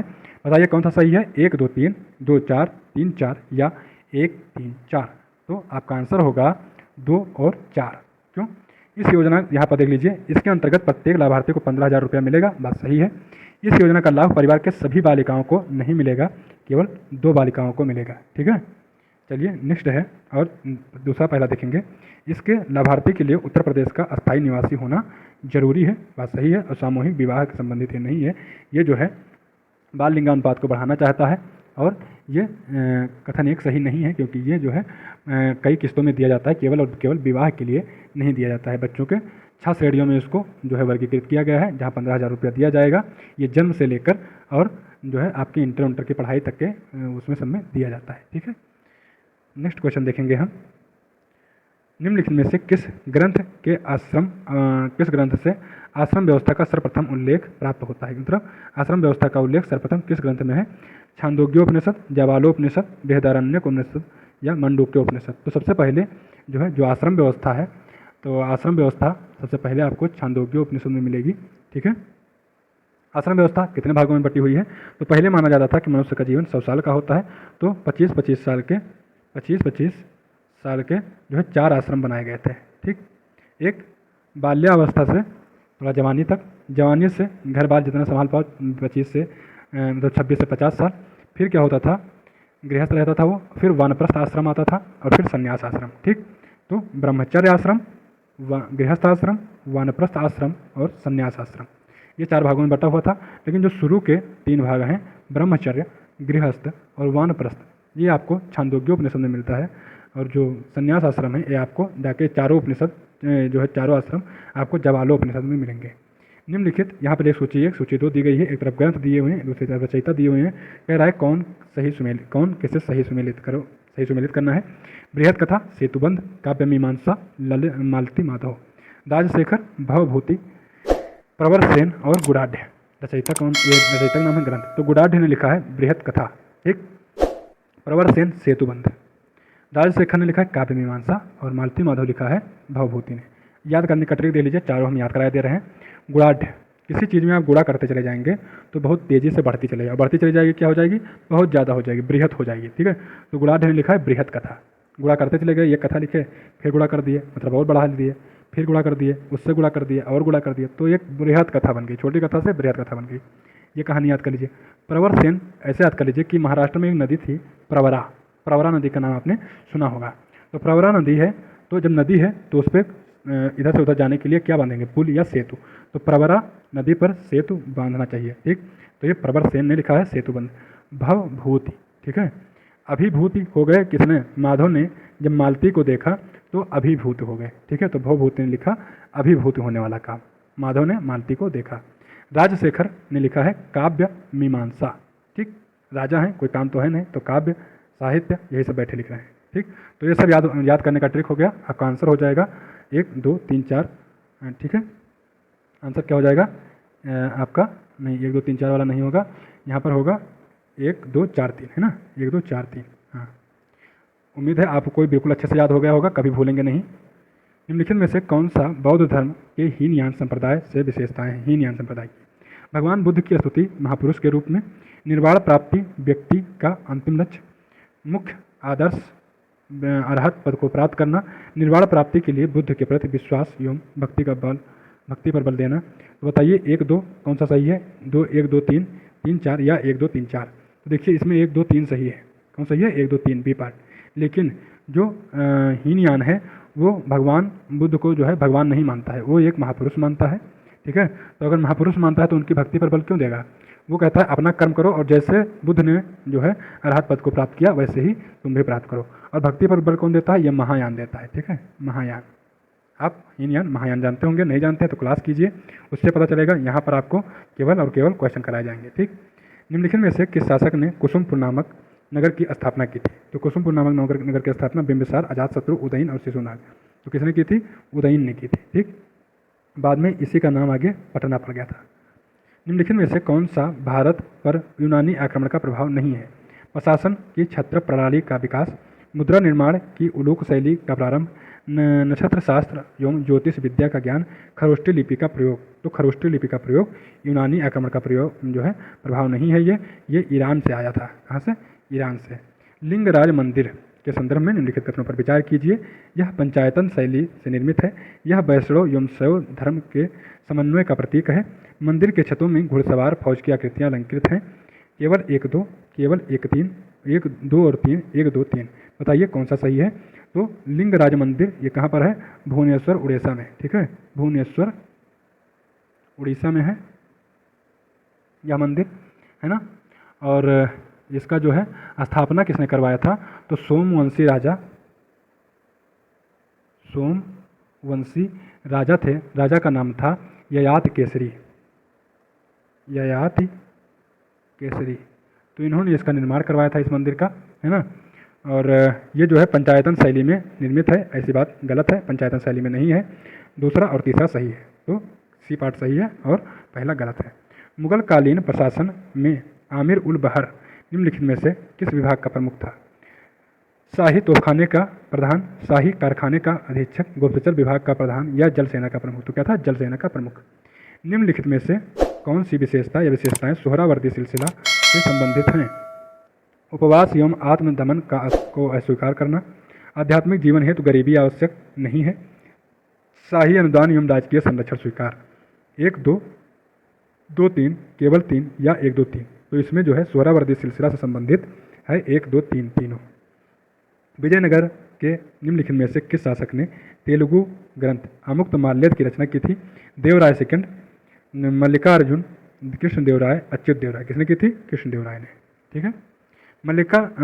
मुगलकालीन चित्रकला के शैली के संदर्भ में निम्नलिखित कथनों पर विचार कीजिए। यह इस्लामिक एवं यूरोपीय दृश्य संस्कृति का मिश्रित रूप है। यह शैली सूक्ष्म तकनीकी एवं यथार्थवादी चित्रण पर केंद्रित है। सशक्त रेखांकन एवं बहुरंगो रंग योजना इसकी प्रमुख विशेषता है। बताइए कौन सा सही है? केवल 1, 2, 1, 3, 2, 3 या 1, 2, 3। तो इसमें जो है 1 और 2 सही है, तीसरा गलत है। ये तीसरा भारतीय शैली है, न कि मुगल शैली। ठीक है, भारतीय शैली है। सशक्त रेखांकन भारतीय शैली में पाया जाता है। ठीक, तो आपका आंसर हो जाएगा कौन सा? 1 और 2। निम्नलिखित में से कौन सा सही सुमेलित नहीं है? एक तरफ नदी है, दूसरी तरफ सहायक नदी है। महानदी शिवनाथ, नर्मदा ओरिशन, पेन्नार जयमंगली, कृष्णा हेमावती। तो हेमावती कृष्णा की सहायक नदी नहीं है, बल्कि हेमावती जो है ये आपके कावेरी नदी की सहायक है। ठीक है, किस नदी की? कावेरी नदी की सहायक है हेमावती। ओके, कावेरी नदी की। ठीक, चलिए और नदियों का मैं नाम बता दे रहा हूँ। महानदी की सहायक नदी कौन कौन सी है? तो महानदी की सहायक नदी है शिवनाथ, ठीक, शिवनाथ, हसदो, मांड, ईब, जोंक और तेल। आपको कहीं लिखना हो तो लिख सकते हैं। ठीक, नर्मदा नदी की सहायक नदी कौन कौन सी है? तवा, ओरिशन, बरनेर, दुधी, हिरन, बरना, कोलार, ठीक है, और मान। कौन सी? मान। पेन्नार नदी की सहायक नदी कौन कौन सी है? तो पेन्नार नदी की है जयमंगली, कुंदुरु, सगिलेरु, चित्रवती और पापागनी। कौन सी? पापागनी। कृष्णा नदी की सहायक नदी कौन कौन सी हैं? तो कृष्णा की है कोयना, यारला, वारना, पंचगंगा, दूधगंगा, घाटप्रभा, मालप्रभा, भीमा, तुंगभद्रा और मूसी। ठीक, कावेरी नदी की सहायक नदी हेमावती, लोकापावनी, शिमशा, अर्कावती, लक्ष्मण तीर्थ, काबिनी, सुवर्णवती, भवानी और अमरावती। ठीक है, ये इतनी जो है किसकी है? कावेरी की। नेक्स्ट क्वेश्चन देखेंगे। निम्नलिखित में से कौन सा कारक उष्ण उत्तर पश्चिमी भारत में होने वाली शीतकालीन वर्षा के लिए उत्तरदायी है? तो उत्तर पश्चिमी विक्षोभ। निम्न हिमालय के निम्नलिखित में से किस भाग में करेवा भू आकृति पाई जाती है? पूर्वी हिमालय, उत्तर पूर्वी हिमालय, कश्मीर हिमालय या हिमाचल उत्तराखंड। ठीक है, तो ये जो है करेवा भू आकृति पाई जाएगी आपके कश्मीर हिमालय में। भाबर प्रदेश के संदर्भ में निम्नलिखित कथनों पर विचार कीजिए। यह शिवालिक के गिरिपाद सिंधु की तीस्ता नदी तक विस्तृत है। इस प्रदेश में अधिकांश नदियां भूमिगत हो जाती हैं। इस क्षेत्र में गहन कृषि की जाती है। तो पहला और दूसरा सही है, तीसरा गलत है, क्योंकि जो है कंकड़ पत्थर गिरिपाद पर जम जाते हैं। जो नदी आती है तो इसी से रिसकर नीचे बैठ जाती है और ऊपर कंकड़ पत्थर रहते हैं, नदी भूमिगत हो जाती है। तो जब नदी भूमिगत हो गई तो कृषि कहाँ से कर लोगे? तो पहला दूसरा सही है और तीसरा गलत है। नेक्स्ट क्वेश्चन है, निम्नलिखित में से कौन सा भारत में स्थित लौह अयस्क खनन क्षेत्र नहीं है? गुरु महिसानी उड़ीसा, मुसाबनी झारखंड, बैलाडीला छत्तीसगढ़, कुद्रेमुख कर्नाटक। तो इसमें से कह रहा गलत कौन सा है? तो मुसाबनी झारखंड। ठीक है, मुसाबनी झारखंड, क्योंकि ये जो है लौह क्षेत्र नहीं है, ये तांबा उत्पादन क्षेत्र है। क्या है? तांबा के लिए प्रसिद्ध है, तांबा। ठीक, लेटेराइट मृदा के संदर्भ में निम्नलिखित कथनों पर विचार कीजिए। इसकी उत्पत्ति 200 सेंटीमीटर से अधिक वर्षा वाले क्षेत्रों में होती है। इसमें नाइट्रोजन एवं ह्यूमस की कमी होती है। यह चाय की कृषि के लिए उपयुक्त है। केवल 1, 2, केवल 1, 3, 2, 3 या 1, 2, 3। तो तो इसमें हमारा आंसर होगा 1, 2, 3, इसमें सभी सही है। ठीक है। निम्नलिखित एक तरफ झील दिया है, दूसरी तरफ राज्य दिया हुआ है, तो कौन सा झील किस राज्य में है? उमियम, गुरु, डोंगमर, दीपर, बील, पाला, सिक्किम, मेघालय, असम, मिजोरम। ठीक है। तो इसमें से हमें बताना है कौन सा सही है कौन गलत है। तो पहला उमियम जो है ये मेघालय से है। ठीक है, उमियम झील मेघालय में है। गुरु डोंगमर ये सिक्किम में है, गुरु डोंगमर सिक्किम में है। दीपर बील असम में है, तो ये तो सही है, दीपर बील असम में है। और पाला आपकी मिजोरम में है। ठीक है। तो 2, 1, 3, 4। उष्णकटिबंधीय पर्णपाती वनों के संदर्भ में निम्नलिखित कथनों पर विचार कीजिए। ये वन भारत में अधिक मात्रा में विस्तृत हैं। इन वनों के लिए 70 से 200 सेंटीमीटर अधिक वर्षा अधिक आवश्यक है। सागवान और चंदन इसके प्रमुख वृक्ष हैं। बताइए कौन सा सही है? 1, 2, केवल 2, 2, 3, 1, 2, 3। तो इसमें हमारा आंसर हो जाएगा क्या? 1, 2, 3। ठीक है। उष्णकटिबंधीय पर्णपाती वन भारत में सर्वाधिक विस्तृत है। 70 से 200 सेंटीमीटर वर्षा चाहिए। और सागवान चंदन इसके प्रमुख वृक्ष हैं। निम्नलिखित में से कौन सा प्राकृतिक बंदरगाह है? पारादीप, विशाखापत्तनम, कृत्रिम बंदरगाह। पारादीप, विशाखापत्तनम, कोचीन और मुर्मुगांव। ठीक है। पारादीप उड़ीसा में है। ये क्या है? उड़ीसा में पारादीप ये कृत्रिम बंदरगाह है। ठीक है। दक्षिण भारत में निम्नलिखित पहाड़ियों को उत्तर से दक्षिण की ओर व्यवस्थित कीजिए तथा नीचे दिए गए कूट का प्रयोग कर सही चुनिए। सिरुमलाई, नगारी, सेवराय और पचई मलाई। 2, 3, 1, 4, 2, 3, 2, 1, 4, 2, 3, 4, 1, 3, 2, 4, 1। तो इसमें से हमको उत्तर से दक्षिण इसका क्रम लगाना है पहाड़ियों का। तो चलिए लगाते हैं। पहली पहाड़ी है सिरुमलाई। ठीक, सिरुमलाई। तो सिरुमलाई कहाँ पर है? तो यह तमिलनाडु राज्य में है, डिंडीगुल जिले में। ठीक, तमिलनाडु में है। ठीक। नगारी, तो नगारी आपकी आंध्र प्रदेश में पड़ जाएगी। अब देखिए नगारी आंध्र प्रदेश में और ये सब तमिलनाडु की हैं। तो आंध्र प्रदेश में नगारी पर गई और ये सिरुमलाई तमिलनाडु की। तो पहला मतलब दूसरा होगा, ये सबसे उत्तर में होगा। ठीक है, क्योंकि तमिलनाडु तो इसके साउथ में पड़ेगा। तो देखिए यहाँ पर 2 ऑप्शन मिल रहे हैं, है ना। मतलब यहाँ पर 2, 3 आ रहा है। तो मतलब नगारी के बाद आ जाएगा सेवराय। अब हमको चुनना है सिरुमलाई और पचई लाई के बीच में। तो इसमें जो है आपका जो पचई मलाई है ये पहले उत्तर में आ जाएगी, उसके बाद सिरुमलाई आएगी। ठीक है। तो हमारा आंसर हो जाएगा सी। 2, 3, 4, 1।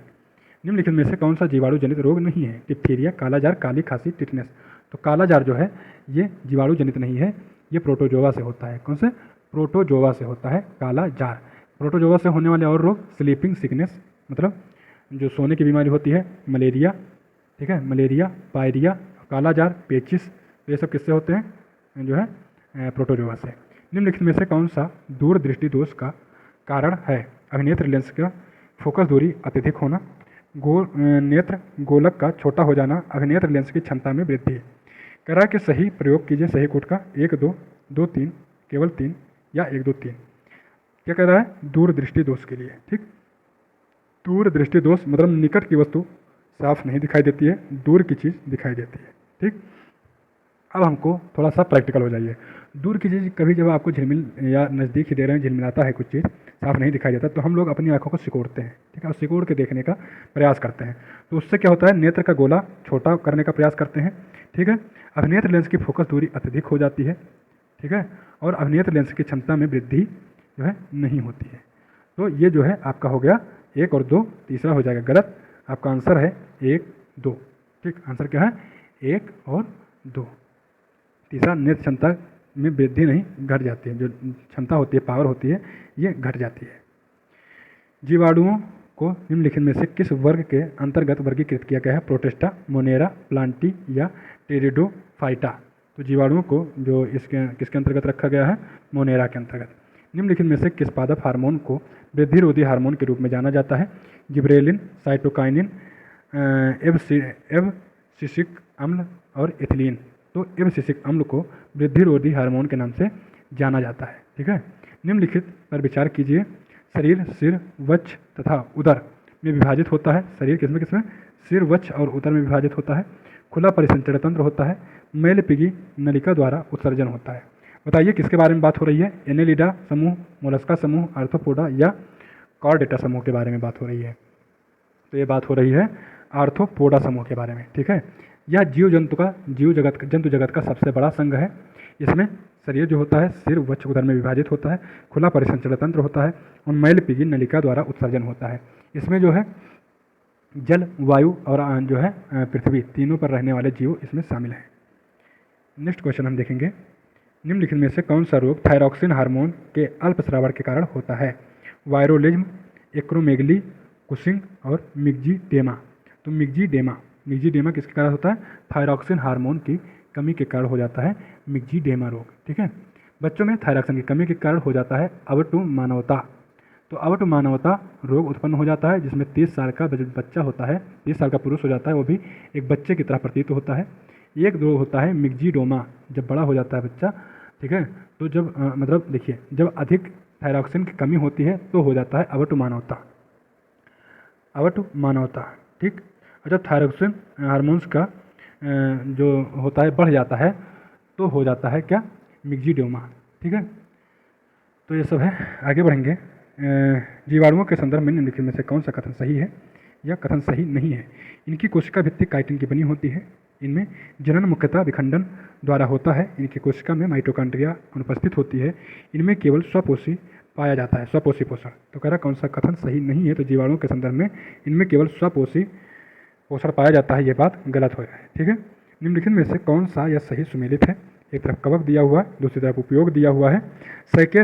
सैकेरोमाइसीज सेरेविसी बेकरी उद्योग, एस्परजिलस नाइजर साइट्रिक अम्ल उत्पादन, एगरिकस पनीर उद्योग, एस्परजिलस एंटीबायोटिक औषधि विनिर्माण। तो इसमें से बताना है कि सही सुमेलित है कौन सा। ठीक है, तो हमारा कौन सा सही सुमेलित है? ए, सैकेरोमाइसीज सेरेविसी, इससे बेकरी उद्योग। याद करने का तरीका ये है कि आ रहा है यहाँ पर सैकेरो से बन जाएगा शक्कर। ठीक है, क्या बन जाएगा? शक्कर, याद रखिएगा, सैकेरो से शक्कर। शक्कर मतलब चीनी, मीठा। तो बेकरी में बहुत सारे मीठे जो है पदार्थ आपको मिलेंगे। बेकरी में केक वगैरह सब मीठा होता है, बंद केक तो मीठा चीनी का प्रयोग होता है वहाँ पर। तो इसीलिए सैकेरो से शक्कर याद रखिए, उससे क्या होता है? बेकरी उद्योग में काम आता है। ठीक है, और बाकी गलत है। जंतु विज्ञान की निम्नलिखित में से किस शाखा के अंतर्गत कीट पतंगों का अध्ययन किया जाता है? Cytology, arachnology, karyology, entomology. तो किससे होता है? एंटेमोलॉजी से। ठीक है, एंटेमोलॉजी से। एरेक्नोलॉजी से क्या होता है? मकड़ियों का अध्ययन। एरेक्नोलॉजी से में मकड़ियों का अध्ययन किया जाता है। ठीक है, कैरियोलॉजी में केंद्रक का अध्ययन किया जाता है, केंद्रक कोशिका के। और साइटोलॉजी में ये जो है कोशिकाओं का अध्ययन किया जाता है, जो है कोशिका का अध्ययन किया जाता है साइटोलॉजी में। किसके लिए? कैंसर से निदान पाने के लिए, कैंसर के लिए। ठीक है, निम्नलिखित में से किस विटामिन की कमी से रक्ताल्पता नामक रोग हो जाता है? Vitamin B12, B2, B6, B9, B12। तो रक्ताल्पता होता है विटामिन B12 से। निम्नलिखित में से कौन सा उत्तर प्रदेश से प्रकाशित होने वाला पहला हिंदी समाचार पत्र था? स्वदेश, देशभक्त, बनारस अखबार, सुधाकर। तो कौन सा? बनारस अखबार। यह उत्तर प्रदेश से प्रसारित होने वाला पहला समाचार पत्र था। ठीक है, और इसको बनारस अखबार के नाम से इसको कौन प्रकाशित करता था? शिव प्रसाद सितारे हिंद, शिव प्रसाद सितारे हिंद। ठीक है, सुधाकर अखबार, ये जो है सुधाकर अखबार जो है ये 1850 में बनारस में चालू हुआ था। 1850 में बनारस से प्रकाशन इसका चालू हुआ था। पहले हिंदी और उर्दू दोनों, हिंदी और बांग्ला भाषाओं में, बाद में हिंदी भाषा में ही इसका प्रचार केवल प्रकाशन होता था। साप्ताहिक पत्र था देशभक्त, इसका प्रकाशन होता था प्रयागराज से। कहाँ से? प्रयागराज से इसका प्रकाशन होता था। और इसका प्रकाशन करते कौन थे? श्रीनाथ सिंह, श्रीनाथ सिंह। ठीक है, स्वदेश अखबार, तो स्वदेश का प्रकाशन होता था गोरखपुर से। कहाँ से? गोरखपुर से। 1919 में गोरखपुर से ये इसको निकाला जाता था। तो ये सब आपका जो है अच्छे से इनका जो है रिवीजन करते चलिए या पढ़ते चलिए, दिमाग में बसाते चलिए कि आपको कभी ना कभी ये सब फेस करना पड़ेगा, ऐसा क्वेश्चन। उत्तर प्रदेश में अनुसूचित जनजाति के संदर्भ में निम्नलिखित कथनों पर कौन सा सही नहीं है? सार्वजनिक अनुसूचित जनजाति जनसंख्या वाला जिला सोनभद्र है। सर्वाधिक अनुसूचित जनजातियाँ कहाँ पर हैं? सोनभद्र में है। प्रदेश में सर्वाधिक जनसंख्या वाला जनजाति थारू है। प्रदेश का न्यूनतम अनुसूचित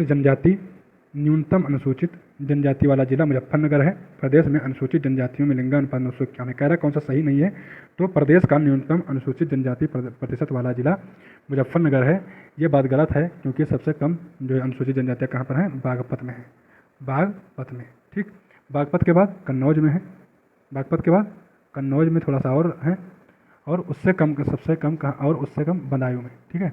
मतलब सबसे कम बागपत में है, फिर कन्नौज में है, फिर बदायूं में है, फिर बुलंदशहर, फिर मुजफ्फरनगर। बागपत में सबसे कम है, ठीक, याद रखिएगा।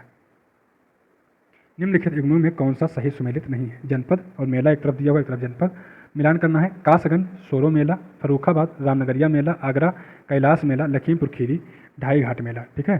तो यहाँ पर कौन सा कह रहा है सुमेलित नहीं है? कौन सा सुमेलित नहीं है?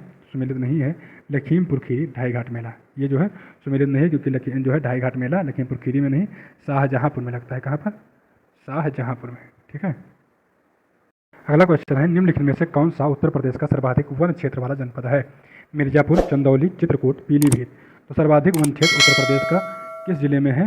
तो यह है मिर्जापुर में, ठीक है। उत्तर प्रदेश में राज्य के वित्तीय लेन देन में पारदर्शिता लाने हेतु निम्नलिखित में से किस पोर्टल का प्रयोग किया गया? लोकवाणी, कोसवाणी, दर्पण, व्यास। तो किसका? कोसवाणी। निम्नलिखित में से कौन सी सिंचाई परियोजना उत्तर प्रदेश में अवस्थित नहीं है?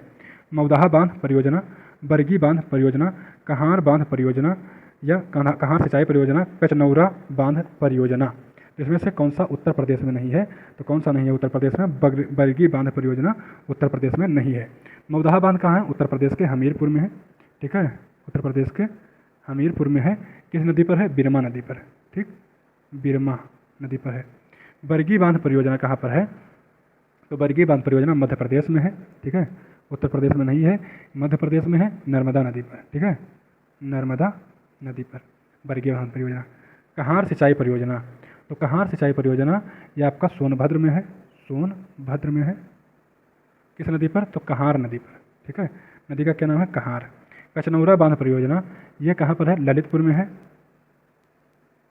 ललितपुर में है, ठीक है, सजनम नदी पर, सजनम नदी पर।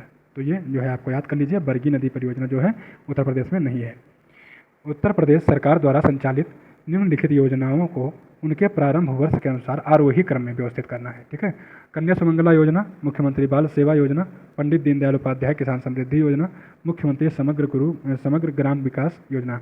21343412 21433421। वीडियो को पॉज कीजिए, अच्छे से देखिए और आंसर दीजिए, ठीक है। चलिए इसको हम देखते हैं कि कौन सा कब कन्या सुमंगला योजना कब शुरू किया गया। तो इसको 1 अप्रैल 2019, 1 अप्रैल 2019 को शुरू किया गया था। मुख्यमंत्री बाल सेवा योजना ये कब शुरू किया गया? तो ये 1 मार्च 2020 को शुरू किया गया, 1 मार्च 2020 को शुरू किया गया। जो कोविड में जिन बच्चों के माता पिता मर गए थे उनको मासिक 4,000 रुपया देने के लिए इसको शुरू किया गया। पंडित दीनदयाल उपाध्याय किसान समृद्धि योजना ये 2017 में जो है बीहड़ में, जो बीहड़ क्षेत्र बंजर और जल भराव वाली जो क्षेत्र थे उन क्षेत्रों को उपचार करके कृषि हेतु बनाने के लिए यह योजना चालू की गई थी। कब? 2017 में। कब शुरू की गई थी? 2017 में। मुख्यमंत्री समग्र ग्राम विकास योजना तो ये जो है कब चालू की गई? ये 2018 में चालू की गई थी, 2018 में। तो आप देख लीजिए कौन सा आंसर होगा आपका इसके हिसाब से? बी, ठीक, 3 4 1 2। इखलास खान का रोजा मकबरा है ये। तो ये मकबरा उत्तर प्रदेश में किस जनपद में है? रामपुर, संभल, मुरादाबाद, बदायूं। तो कहाँ पर है ये? बदायूं जिले में है। एक जो है 1690 में, 1690 ईस्वी में जो है इखलाक खां मर गए थे, तो उनकी वाइफ ने, उनकी बेगम ने ये मकबरा बनवाया था, इखलाक खां का मकबरा। इखलाक खां का रोजा भी इसको कहा जाता है, इखलास खां, ठीक है। तो कहाँ पर है? बदायूं में। नेक्स्ट है, निम्नलिखित में से कौन सा उत्तर प्रदेश के जनपदों का भौगोलिक क्षेत्रफल की दृष्टि से सही अवरोही क्रम है? सही अवरोही क्रम कौन सा है क्षेत्रफल के हिसाब से? हरदोई, सीतापुर, प्रयागराज, बाराबंकी, सीतापुर, हरदोई, प्रयागराज, बाराबंकी, सीतापुर, प्रयागराज, हरदोई, बाराबंकी, हरदोई, सीतापुर, बाराबंकी, प्रयागराज। तो कौन सा है? हरदोई, फिर सीतापुर, प्रयागराज और फिर बाराबंकी, ठीक है। सूची 1, सूची 2 दिया हुआ है, एक तरफ उत्पाद है, एक तरफ जनपद है। तो बताना है ODOP के तहत कौन सा किसको मिला हुआ है? बेंत की छड़ियाँ, ऊनी वस्त्र, पीतल की मूर्तियाँ, चीनी, मथुरा, कानपुर, मेरठ, बरेली। तो बताइए कि कौन सा सही है, कौन सा गलत है, ठीक। तो इसमें से पहला आ जाएगा चौथे पे, ठीक है। बेंत की छड़ियाँ बनाएगी बरेली, तो ये सही है। ऊनी वस्त्र कहाँ बनते हैं? तो ऊनी वस्त्र आपको मिल जाएंगे जो है ऊनी वस्त्र आपको कहाँ मिलेंगे? कानपुर में, ठीक है। 1 सेकंड रुकिएगा। ऊनी वस्त्र कहाँ मिल जाएंगे? कानपुर में। तो बी का 2 हो गया। पीतल की मूर्तियाँ कहाँ मिल जाएंगी? ये आपको मिलेंगी मथुरा में, मथुरा में मूर्तियाँ लीजिए और पूजा कीजिए। तो सी में हो जाएगा पहला। और डी चीनी, चीनी कहाँ पर मिलेगा आपको? मेरठ में। कहाँ पर? मेरठ में। तो तीसरा, ठीक। तो ए बी सी डी 4 2 1 3, 4 2 1 3। वर्ष 2023 में भौतिक विज्ञान का नोबेल पुरस्कार निम्नलिखित में से किस व्यक्ति को प्रदान नहीं किया गया? भौतिक विज्ञान के लिए नोबेल पुरस्कार किसको प्रदान नहीं किया गया? Pierre Agostini, Ferenc Krausz, Anne L'Huillier, Katalin Kariko. तो किसको नहीं दिया गया है? कैटलिन कैरिको को नहीं मिला है भौतिकी के लिए, बाकी तीनों को भौतिकी के लिए मिला है। रिपोर्ट एक तरफ दी हुई है, एक तरफ संगठन दिया हुआ है। अब बताना है कि कौन सा रिपोर्ट कौन सा संगठन निकालता है। Global educational monitoring report, triple threat report, world social protection report, world cities report, UN habitat, अंतर्राष्ट्रीय श्रम संगठन, यूनिसेफ, यूनेस्को। तो बताइए कि कौन कौन सी रिपोर्ट निकालता है? तो भैया ग्लोबल एजुकेशनल मॉनिटरिंग रिपोर्ट निकालता है यूनेस्को, ठीक है। एजुकेशनल मॉनिटरिंग रिपोर्ट यूनेस्को निकालता है। ट्रिपल थ्रेट रिपोर्ट निकालता है UNICEF. World social protection report निकालता है अंतर्राष्ट्रीय श्रम संगठन। और वर्ल्ड सिटीज रिपोर्ट निकालता है यूएन हैबिटेट। तो 1 2 3 4 सही है। हाल ही में निम्नलिखित में से किसे विश्व मौसम विज्ञान संगठन का अध्यक्ष निर्वाचित किया गया है? डॉक्टर अब्दुल्ला अलमंडोस, हाओ लियांगजू, पी वासुदेवन, शेख तलाल, फहद अल सबा। तो किसको? डॉक्टर अब्दुल्ला अलमंडोस को। हाल ही में भारत सरकार ने निम्नलिखित में से किस तिथि को राष्ट्रीय अंतरिक्ष दिवस के रूप में मनाने का निर्णय लिया है? 22 जुलाई, 7 अगस्त, 17 अगस्त, 23 अगस्त। तो 23 अगस्त को जो है राष्ट्रीय अंतरिक्ष दिवस मनाया जाएगा। क्यों? क्योंकि 23 अगस्त को जो अपना चंद्रयान 3 था वो साउथ पोल पर चंद्रमा का लैंड किया था। एक तरफ युद्धाभ्यास दिया हुआ है, दूसरी तरफ संबंधित देश दिए हुए हैं। मिलान करना है या मिलान नहीं करना है, बताना है कि कौन सा सही सुमेलित नहीं है। हैंड इन हैंड भारत चीन, कोब इंडिया भारत रूस, समुद्र शक्ति भारत इंडोनेशिया, इकोबेरिन भारत मालदीव। कौन सा इसमें से गलत है? तो कोप इंडिया भारत रूस नहीं, भारत यूएसए के बीच में होता है, ठीक। तो हमारा आंसर हो जाएगा कोप इंडिया बी। उत्तरी अटलांटिक संधि संगठन के संदर्भ में निम्नलिखित कथनों में से कौन विचार कौन से सही नहीं है? कौन सा सही है बता रहा है, ठीक। इसका संगठन वाशिंगटन संधि के अंतर्गत किया गया था। किसी भी यूरोपीय देश द्वारा इसकी सदस्यता प्राप्त की जा सकती है। इसकी उत्तरी मैसेडोनिया को इसके 31वें राज्य के रूप में शामिल किया गया है, ठीक है। तो बताइए कि कौन सा सही उत्तर है? केवल 1 2 1 3 2 3 1 2 3। तो इसमें 1 2 सही है, तीसरा गलत है। कौन सा? 1 2 सही है और तीसरा आपका गलत हो जाएगा, ठीक है। तो तीसरा क्यों गलत है? 31वें सदस्य के रूप में मैसेडोनिया ने नहीं, किसने भाग लिया है? फिनलैंड ने। किसने? फिनलैंड ने, ठीक। और हाल ही में 32वां सदस्य के रूप में भी एक कंट्री जुड़ गई है। 32वां सदस्य वो कौन सी है? स्वीडन, ठीक है। स्वीडन जो है 32वां सदस्य के रूप में इसमें जुड़ गई है, ठीक है। नाटो का मुख्यालय कहाँ है? तो ब्रुसेल्स में है, ब्रुसेल्स, ठीक है, ब्रुसेल्स में। उत्तर प्रदेश सरकार द्वारा प्रारंभ की गई नया सवेरा योजना निम्नलिखित में से किससे संबंधित है? बाल श्रम उन्मूलन, युवाओं का कौशल विकास, स्वयं सहायता समूहों को वित्तीय सहायता और मातृ मृत्यु दर में कमी लाना। तो कौन सा सही है? बाल श्रम उन्मूलन के लिए जो है नया सवेरा योजना उत्तर प्रदेश सरकार ने चलाया था। हैला टॉमस डॉटिर को किस देश का राष्ट्रपति चुना गया है? Iceland, Ireland, Finland, Mexico. कहाँ का? आइसलैंड का। रिवर सिटी अलायंस के संबंध में निम्नलिखित में से कौन सा से कथन सही है? यह पृथ्वी विज्ञान मंत्रालय की पहल है। यह नदी तट पर स्थित शहरों को आपस में जोड़ने के दृष्टिकोण पर आधारित है। इसमें सदस्य केवल भारतीय शहर हो सकते हैं। तो बताइए कि कौन सा इसमें से सही है? केवल 1 2 2 3, केवल 2 या 1 और 3। तो इसमें से हमारा आंसर होगा केवल 2, ठीक है। और पहला और तीसरा गलत है। हाल ही में चर्चा में रही मेकेदातु परियोजना निम्नलिखित में से किस नदी पर निर्मित किए जाने का प्रस्ताव है? गोदावरी, कृष्णा, कावेरी, पेरियार।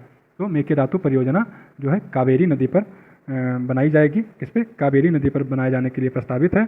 और इससे बेंगलुरु को बेंगलुरु जो शहर है उसको पीने का पानी जो है इससे दिया जाएगा। तो 6000 करोड़ की लागत से इसको बनाया जाएगा, ठीक है। और ये तमिलनाडु और बेंगलुरु मतलब कर्नाटक दोनों के लिए लाभप्रद है।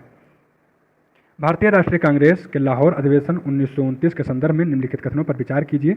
इसकी अध्यक्षता मोतीलाल नेहरू ने की थी। 1929 अधिवेशन लाहौर। कांग्रेस द्वारा पहली बार इस अधिवेशन में पूर्ण स्वराज की घोषणा की गई। इस अधिवेशन में 26 जनवरी 1930 को स्वतंत्रता दिवस के रूप में मनाए जाने का निर्णय लिया। कौन सा सही है? केवल 1 2 3 1 3 या केवल 2। तो इसमें से हमारा आंसर क्या हो जाएगा? केवल केवल 2 और 3। क्यों? क्योंकि अध्यक्षता मोतीलाल नेहरू ने नहीं, उनके पुत्र जवाहरलाल नेहरू ने की थी। ठीक है, और दूसरा तीसरा सही है। नेक्स्ट है, निम्नलिखित में से कौन सा नेहरू रिपोर्ट के संबंध में सही नहीं है? सांप्रदायिक चुनाव पद्धति का समर्थन, अल्पसंख्यकों को जनसंख्या के आधार पर आरक्षण, केंद्र तथा प्रांतों में पूर्ण प्रादेशिक स्वायत्ता, भाषाई आधार पर राज्यों का गठन। तो कह रहा है कि जो है नेहरू रिपोर्ट में कौन सी चीज़ इसमें से शामिल नहीं थी। तो इसमें से जो है सांप्रदायिक चुनाव पद्धति का समर्थन है, ये गलत है। सांप्रदायिक चुनाव पद्धति का समर्थन नेहरू रिपोर्ट ने नहीं किया था। निम्नलिखित युग्मों पर विचार कीजिए। एक तरफ युद्ध दिया हुआ है, दूसरी तरफ गवर्नर या वायसराय दिए हुए हैं। तो कौन सा युद्ध किस गवर्नर के समकक्ष लड़ा गया? प्रथम आंग्ल नेपाल युद्ध, और यहाँ पर आपको बताना है कि कौन से सही सुमेलित है। ठीक है, तो प्रथम आंग्ल नेपाल युद्ध लॉर्ड हेस्टिंग्स, द्वितीय आंग्ल मराठा युद्ध बेलेजली, तृतीय आंग्ल मैसूर युद्ध कॉर्नवालिस, प्रथम आंग्ल बर्मा युद्ध जो है ऑकलैंड। 1, 2 सही है, 3, 4 सही है, 1, 2, 3 सही है, या 1, 2, 3, 4 सब सही है। तो इसमें से आपका हो जाएगा आंसर कि 1, 2 और 3 सही है, चौथा गलत है, क्योंकि प्रथम आंग्ल बर्मा युद्ध जो हुआ था, ठीक है, ये कब हुआ था? 1824-26 में। और इस समय जो गवर्नर जनरल था वो था लॉर्ड एमहर्स्ट। ठीक है, गवर्नर जनरल कौन था? लॉर्ड एमहर्स्ट, ना कि ऑकलैंड था। ठीक है, तो हमारा 1, 2, 3 सही है, चौथा गलत है।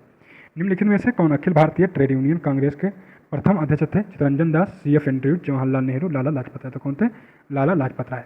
निम्नलिखित विद्रोहों को कालानुक्रमानुसार व्यवस्थित कीजिए तथा नीचे दिए गए कोड का प्रयोग कर सही उत्तर चुनिए। अहोम विद्रोह, बुंदेला विद्रोह, पोलीगर विद्रोह, रामोसी विद्रोह। तो इनको क्रम में लगाना है।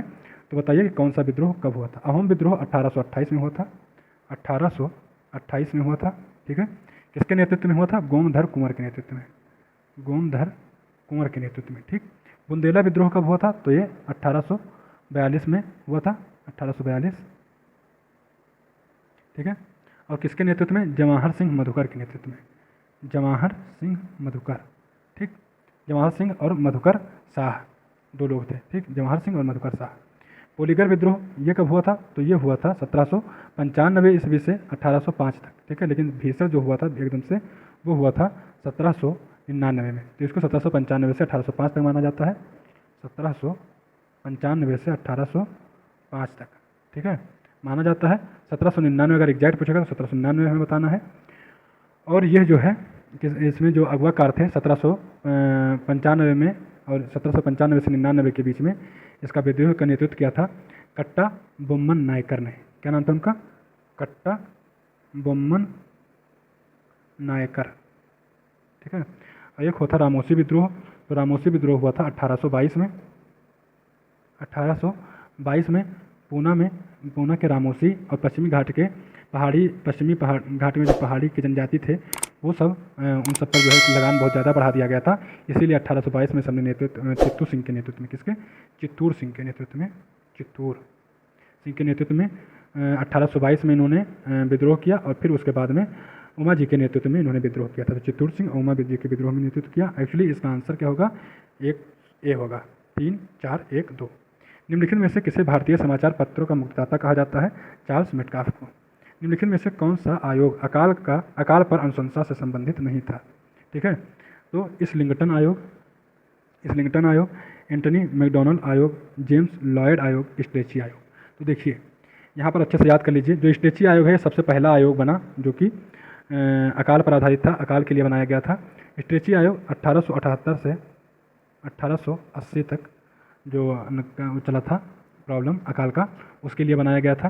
ठीक है, और फिर जेम्स लॉयड आयोग जो था बनाया गया ये 1896-97 के लिए, 1896-97 के लिए। और इसी को कहा जाता है भयंकर दुर्भिक्ष। ठीक है, इसी समय फैला हुआ था। एंटनी मैकडोनल्ड आयोग जो था ये 1900 में बनाया गया, सन 1900 में। ठीक है, और इस्लिंगटन आयोग था ये जो है अकाल आयोग नहीं था, ये किस लिए बनाया गया था? ये 1912 में बनाया गया था। ठीक है, ये उच्च पदों पर भारतीयों पर, विशेषकर सिविल सेवा में भारतीयों की भर्ती की समस्या पर विचार के लिए। ठीक है, कि उच्च पदों पर भारतीयों को भर्ती करने पर कोई मतलब एक केवल विचार कर रहा था। ठीक, तो इसके लिए बनाया गया था इस्लिंगटन आयोग 1912 में। निम्नलिखित युग्मों में से कौन सा सही सुमेलित नहीं है? संस्थान और संस्थापक दिया हुआ है। संस्थान है Calcutta Madrasa, Asiatic Society of Bengal, Sanskrit College और बिशप कॉलेज। संस्थापक हैं Warren Hastings, William Jones, Jonathan Duncan और बिशप कॉलेज का लॉर्ड मैकाले। तो बताइए कि कौन सा सही है, कौन गलत है। तो हमारा इसमें से कह रहा है सुमेलित नहीं है, पहला, दूसरा, तीसरा सुमेलित है, चौथा जो है ये सुमेलित नहीं है। बिशप कॉलेज कलकत्ता का एक एंग्लिकन शैक्षिक प्रतिष्ठान था जिसकी स्थापना जो है 1820 में शिवपुर के थॉमस फैनसावे मिडल्टन ने किया था। ठीक है, किसने किया था? थॉमस फैनसावे मिडल्टन ने। ठीक है। निम्नलिखित में से किसको कोका आंदोलन को नेतृत्व प्रदान किया था? किसने? भगत जवाहर मल ने। निम्नलिखित में से कौन सी मांगें गांधी जी के द्वारा वायसराय इरविन के समक्ष 11 सूत्री मांगों में शामिल थीं? लगान में 50% की कमी, पूर्ण शराबबंदी, राजनीतिक कैदियों की रिहाई, आत्मरक्षार्थ हथियार रखने का लाइसेंस, केवल 1-3, 1-2 मतलब 2-4, 1-2-3 या 1-2-3-4। तो बताइए कि इसमें से गांधी जी ने कौन कौन सी मांग रखी थी? तो ये चारों मांगें जो है 11 सूत्री मांग में थी। बालिकाओं के विवाह योग्य आयु में संशोधन के उद्देश्य से एज ऑफ कंसेंट एक्ट निम्नलिखित में से किस वायसराय के काल में आया था? रिपन, डफरिन, लैंसडाउन या एलिंगटन द्वितीय। तो किसके समय आया था? यह आया था लैंसडाउन के समय। ठीक है, लैंसडाउन के समय। और इसने लड़कियों के विवाह की सीमा 10 वर्ष से बढ़ाकर 12 वर्ष कर दी थी। 12 वर्ष से कम उम्र की लड़कियों का विवाह वर्जित कर दिया था। कितना कर दिया था लड़कियों का विवाह का साल? 12 वर्ष। अब आपसे एक क्वेश्चन पूछेंगे करंट अफेयर का कि हाल ही में भारत के में एक प्रदेश है, तो किस प्रदेश ने लड़कियों की विवाह की उम्र बढ़ाकर 21 वर्ष कर दी है, न्यूनतम उम्र। ठीक है, तो ये आप कमेंट बॉक्स में बताइए। निम्नलिखित में से किसे भारत के पुर्तगाली साम्राज्य का वास्तविक संस्थापक माना जाता है? Francisco de Almeida, Alfonso de Albuquerque, Nuno da Cunha, Joao de Crasto. तो इसको अल्फांसो डी अल्बुकर्क को जो है वास्तविक संस्थापक माना जाता है। निम्नलिखित में से कौन सा प्रावधान चार्टर एक्ट 1833 में सम्मिलित नहीं था? दास्ता को अवैध घोषित करना, कंपनी के अधीन नियुक्तियों में भेदभाव की समाप्ति, भारतीय प्रशासन का केंद्रीकरण, ईसाई मिशनरियों के धर्म प्रचार की छूट। तो ये 1813 अधिनियम में था, न कि 1833 में। निम्नलिखित में से किस कारखाना अधिनियम द्वारा कारखानों में 9 वर्ष से कम आयु के बच्चों के नियोजन पर प्रतिबंध लगा दिया गया था? मतलब 9 साल से नीचे बच्चे कारखाने में काम नहीं कर सकते हैं। तो ये नियम किस कारखाना अधिनियम में लाया गया था? 1881, 1891, 1811, 1922। किसमें लाया गया था? 1891 कारखाना अधिनियम में यह नियम लाया गया था। 1881 में लाया गया था कि 7 वर्ष से कम आयु के बच्चे कारखाना में काम नहीं करेंगे। इसमें 7 वर्ष से कम आयु के बच्चों को रोका गया था, इसमें 9 वर्ष के कम आयु के बच्चों को रोक दिया गया। ठीक है। 115वां क्वेश्चन है, वर्ष 1939 में सुभाष चंद्र बोस द्वारा कांग्रेस के अध्यक्ष पद से त्याग पत्र देने के पश्चात निम्नलिखित में से किसे कांग्रेस का नया अध्यक्ष नियुक्त किया गया था? पट्टाभी सीतारामैया, एम अंसारी, वल्लभ भाई पटेल या राजेंद्र प्रसाद। तो आप जानते हैं पट्टाभी सीतारामैया हार गए थे, तो इनको तो बनाया नहीं जाता। किसको बनाया गया था? डॉक्टर राजेंद्र प्रसाद को। पराक्रम समिति के संदर्भ में निम्नलिखित कथनों में से कौन सा सही है? इसके सदस्यों का निर्वाचन आनुपातिक प्रतिनिधित्व संक्रमणीय मत द्वारा किया जाता है। यह नियंत्रक महालेखा परीक्षक के प्रतिवेदन की समीक्षा करती है। समिति के प्रतिवेदन पर सदन में बहस नहीं किया जा सकता। तो इसमें 1 और 3 सही है, दूसरा गलत है। यह महालेखा परीक्षक के प्रतिवेदन की समीक्षा नहीं करती है, तो इसमें 1 और 3 सही है। ठीक। संवैधानिक उपचारों के अधिकार, इसमें जो है 30 सदस्य होते हैं टोटल। कितने? 30 सदस्य, है ना। संवैधानिक उपचारों के अधिकार के अंतर्गत, चलिए ठीक है, इसके बारे में हम कुछ और आपको जानकारी दे देते हैं 116वां क्वेश्चन में। तो जो प्राक्कलन समिति है, ठीक है, किसकी सिफारिश पर इसको बनाया गया था? तो जॉन मथाई की सिफारिश पर इसको गठित किया गया था। कब? 1950 में। ठीक है। 25 सदस्यीय ये समिति थी। ओके। बाद में 1956 में इसकी संख्या बढ़ाकर 30 सदस्य कर दी गई। बाद में 30 सदस्य कर दी गई और 30 सदस्य लोकसभा से आते थे। ठीक है। इसके अध्यक्ष को कौन चुनता था? तो लोकसभा अध्यक्ष। ठीक है, इसके अध्यक्ष को चुनता था, उन्हीं के जो मतलब लोकसभा सदस्य होते थे, उन्हीं में से एक को चुन लेता था लोकसभा अध्यक्ष, इसका अध्यक्ष। इसका कार्य क्या रहता था? तो इसका कार्य बजट में सम्मिलित प्राक्कलनों की जांच करना था तथा सार्वजनिक व्यय को किफ़ायत के लिए सुझाव देना था।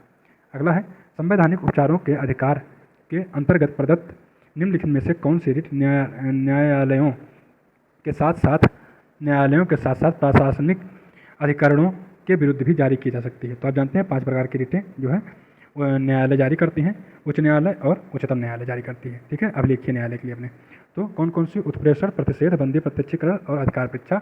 तो इसमें से कौन सी न्यायालय जो है उच्च न्यायालय या अपने अभिलेख न्यायालय के लिए जारी कर सकती है? रिट न्यायालय के साथ साथ प्रशासनिक अधिकारियों के लिए भी। तो ये उत्प्रेषण जो है पहले केवल न्यायालय या अर्ध न्यायिक संस्थाओं के लिए ही जारी की जा सकती थी, लेकिन बाद में नियम बना दिया गया कि वो प्रशासनिक अधिकारियों के लिए भी जारी हो सकेगी। ठीक है। संविधान संशोधन विधेयक के संदर्भ में निम्नलिखित कथनों पर विचार कीजिए। इसे केवल लोकसभा में प्रस्तुत किया जा सकता है। इसके प्रस्तुतिकरण हेतु राष्ट्रपति की पूर्वानुमति की आवश्यकता होती है। दोनों सदनों द्वारा पास होने पर विधेयक पर सहमति देना राष्ट्रपति के लिए अनिवार्य है।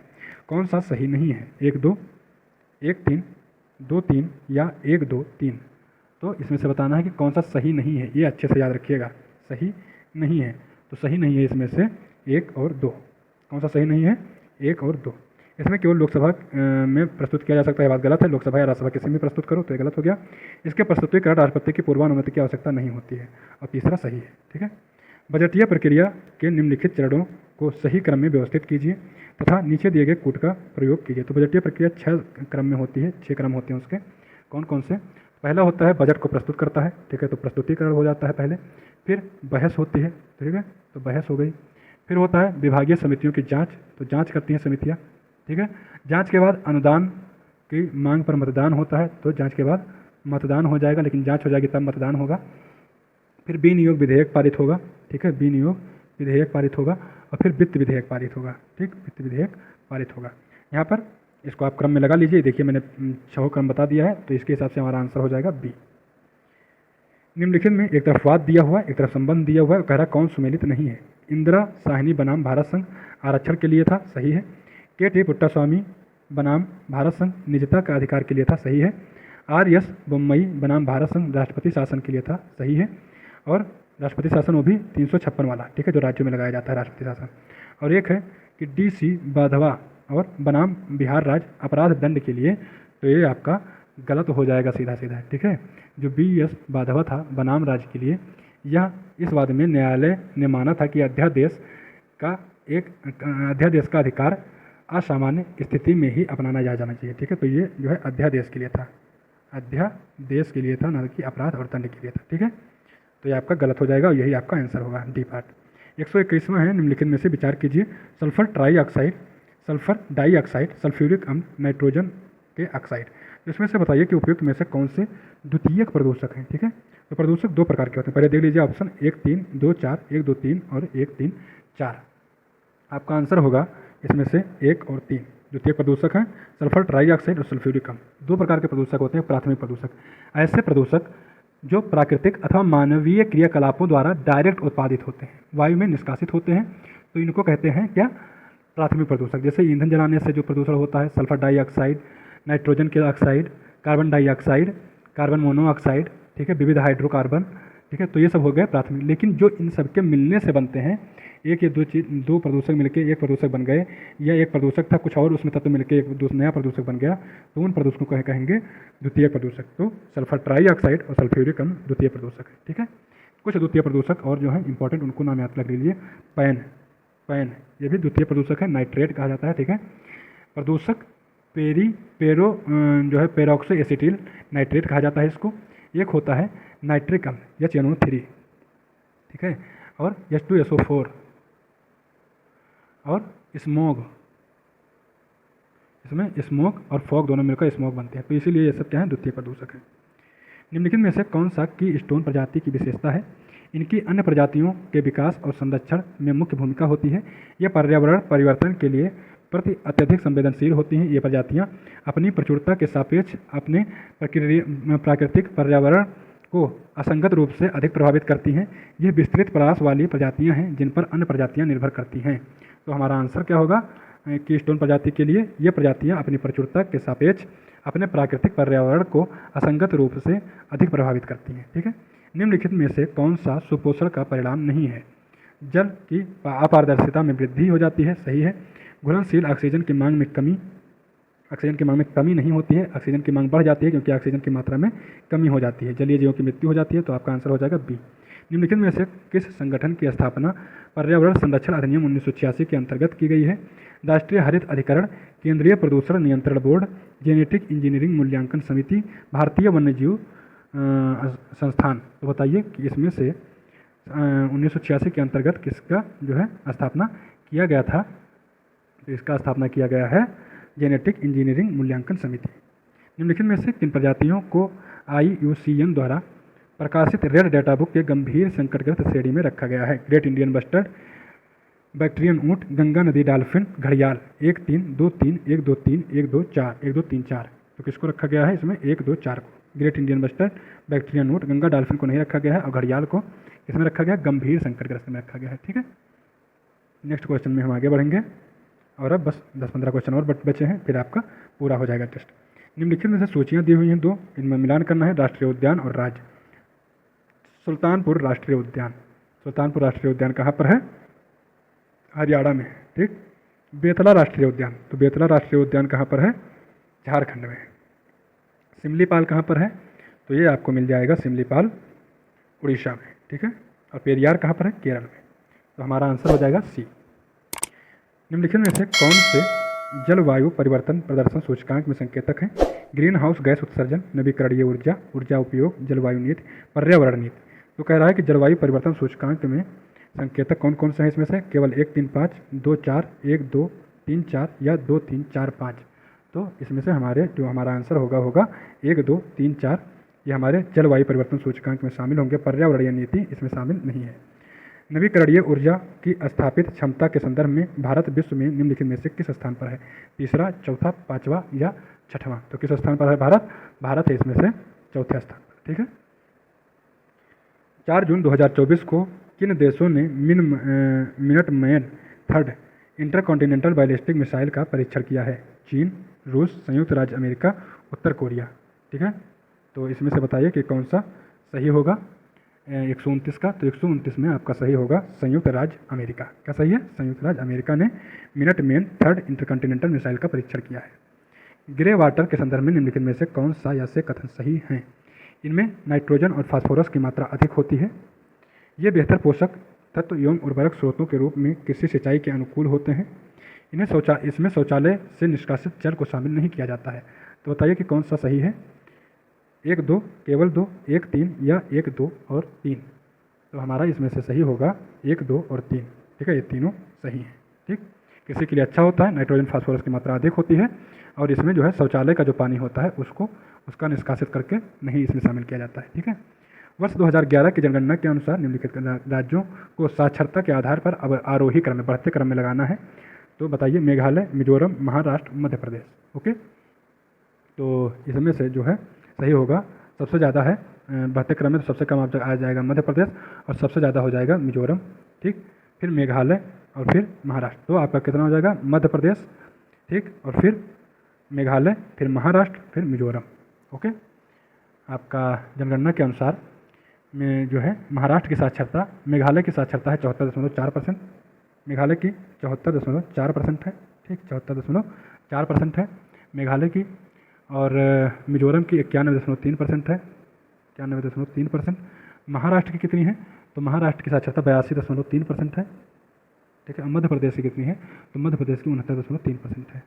आपको बताना है कि उत्तर प्रदेश की साक्षरता कितनी है, कमेंट बॉक्स में आप बताएंगे। ठीक, वर्ष 2011 की जनगणना के अनुसार उत्तर प्रदेश के निम्नलिखित में से किस जनपद में महिला साक्षरता सर्वाधिक है? तो कानपुर नगर में। वर्ष 2001 से 11 की अवधि में उत्तर प्रदेश के शिशु लिंगानुपात 0 से 6 वर्ष में कितने अंकों में कमी आई है? शिशु लिंगानुपात में कितने अंकों की कमी आई है? तो यह 14%। ठीक है, 14% अंकों में कमी आई है। 14 अंकों में कमी आई, मतलब पहले जो कि पहले था, एक सेकंड रुकिए जरा,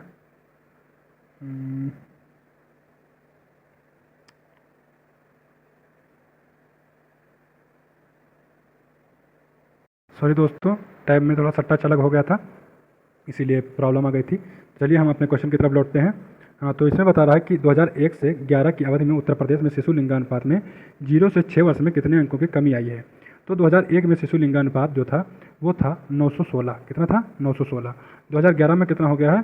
तो 912। कितना हो गया? 902 हो गया है ना, 902। तो कितने अंकों की कमी आ गई? 14 अंकों की। वर्ष 2011 की जनगणना के अनुसार निम्नलिखित में से किस राज्य में अनुसूचित जाति जनसंख्या सर्वाधिक है? पंजाब, केरल, मध्य प्रदेश, उत्तर प्रदेश। तो अगर अनुसूचित जाति की जनसंख्या के बारे में कह रहा है तो सबसे ज़्यादा उत्तर प्रदेश में, और प्रतिशत में पूछेगा अगर तो पंजाब में हो जाएगा। ठीक, प्रतिशत में पंजाब में सबसे ज़्यादा अनुसूचित जाति की जनसंख्या है।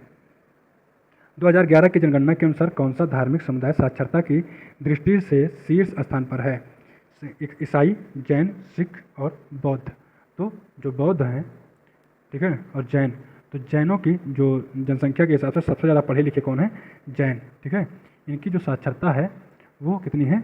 94.9%, लगभग 94.9% इनकी साक्षरता है जैनों की। वर्ष 2001 और से 2011 की अवधि में उत्तर प्रदेश में दशकीय जनसंख्या वृद्धि कितनी रही है? कितने प्रतिशत? 18.21, 20.22, 22.23 या 24.24।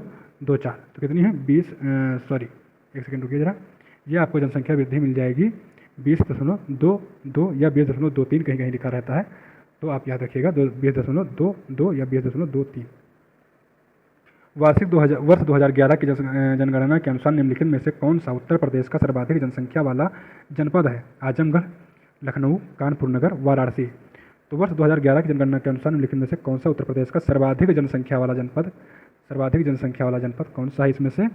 तो आप जो है आंसर बताएंगे, आंसर है आजमगढ़। ठीक है, आजमगढ़ इसका आंसर है। नेक्स्ट इसमें आप देख लीजिए, पहला है प्रयागराज यहाँ पर दिया नहीं गया है। प्रयागराज के बाद आता है मुरादाबाद, वो भी नहीं दिया गया है। फिर आता है गाजियाबाद, वो भी नहीं दिया गया है। फिर आता है आजमगढ़, ठीक है, और उसके बाद आता है लखनऊ।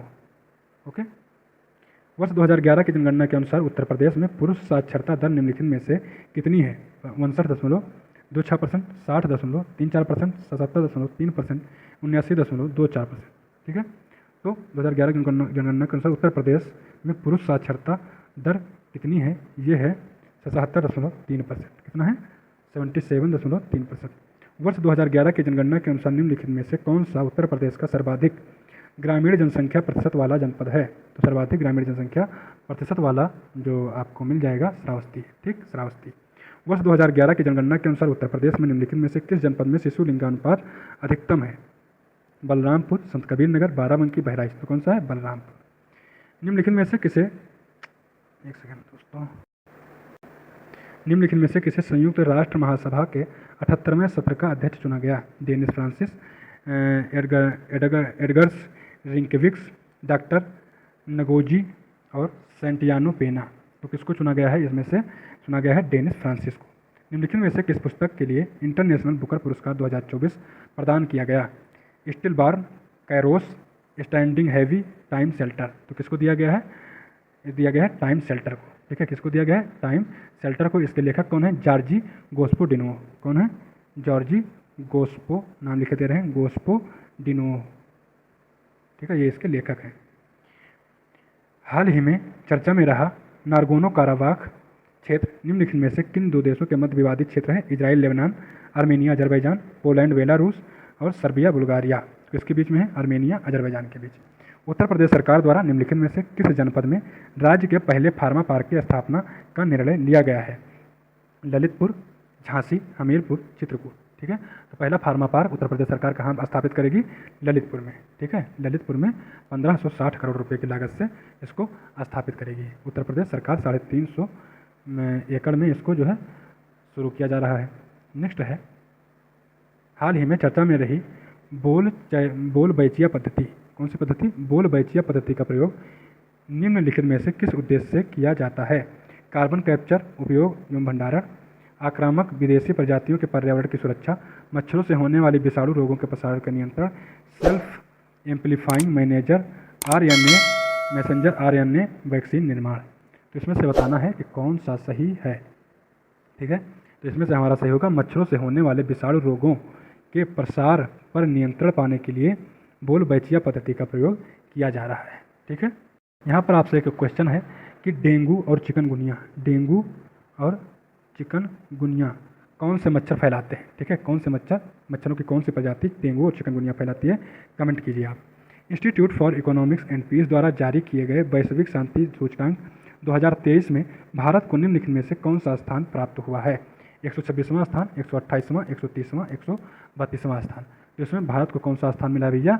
भारत को मिला है 126वां स्थान। ठीक है, Institute for Economics and Peace द्वारा जारी किया गया है। इस सूचकांक में भारत को शांति सूचकांक में 126वां सूचकांक जो है जगह मिला है। हाल ही में भौगोलिक संकेतक रजिस्ट्री कार्यालय द्वारा उत्तर प्रदेश के निम्नलिखित में से किन उत्पादों को जीआई टैग प्रदान किया गया है? गौरा पत्थर, हस्तशिल्प महोबा, तारकसी, मैनपुरी, हार्न क्राफ्ट, संभल, हथकरघा उत्पाद, बाराबंकी। तो इन चारों को मिला है, ठीक है, जीआई टैग। और अब जीआई टैग के मामले में उत्तर प्रदेश नंबर 1 पर हो गया है। जीआई टैग के मामले में उत्तर प्रदेश नंबर 1 पर हो गया है, फिर हो गया है तमिलनाडु, उसके बाद आएगा तमिलनाडु। निम्नलिखित में से किस खिलाड़ी ने विंबलडन 2024 में महिला एकल का पुरस्कार जीता है? महिला एकल पुरस्कार किसने जीता है विंबलडन 2024 में?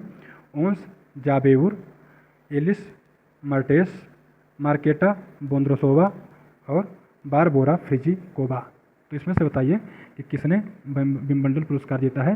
तो वो जीता है मार्केटा बोंद्रोसोवा ने, ठीक है।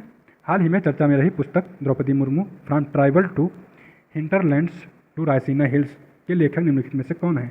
विनोद मनकारा, ए के भट्टाचार्य, रूपा पाई कस्तूरी रे। तो इसके लेखक कौन हैं? इसके लेखक हैं कस्तूरी रे। कौन है? कस्तूरी रे ने लिखा है Droupadi Murmu from Tribal Hinterlands to Raisina Hills. Okay.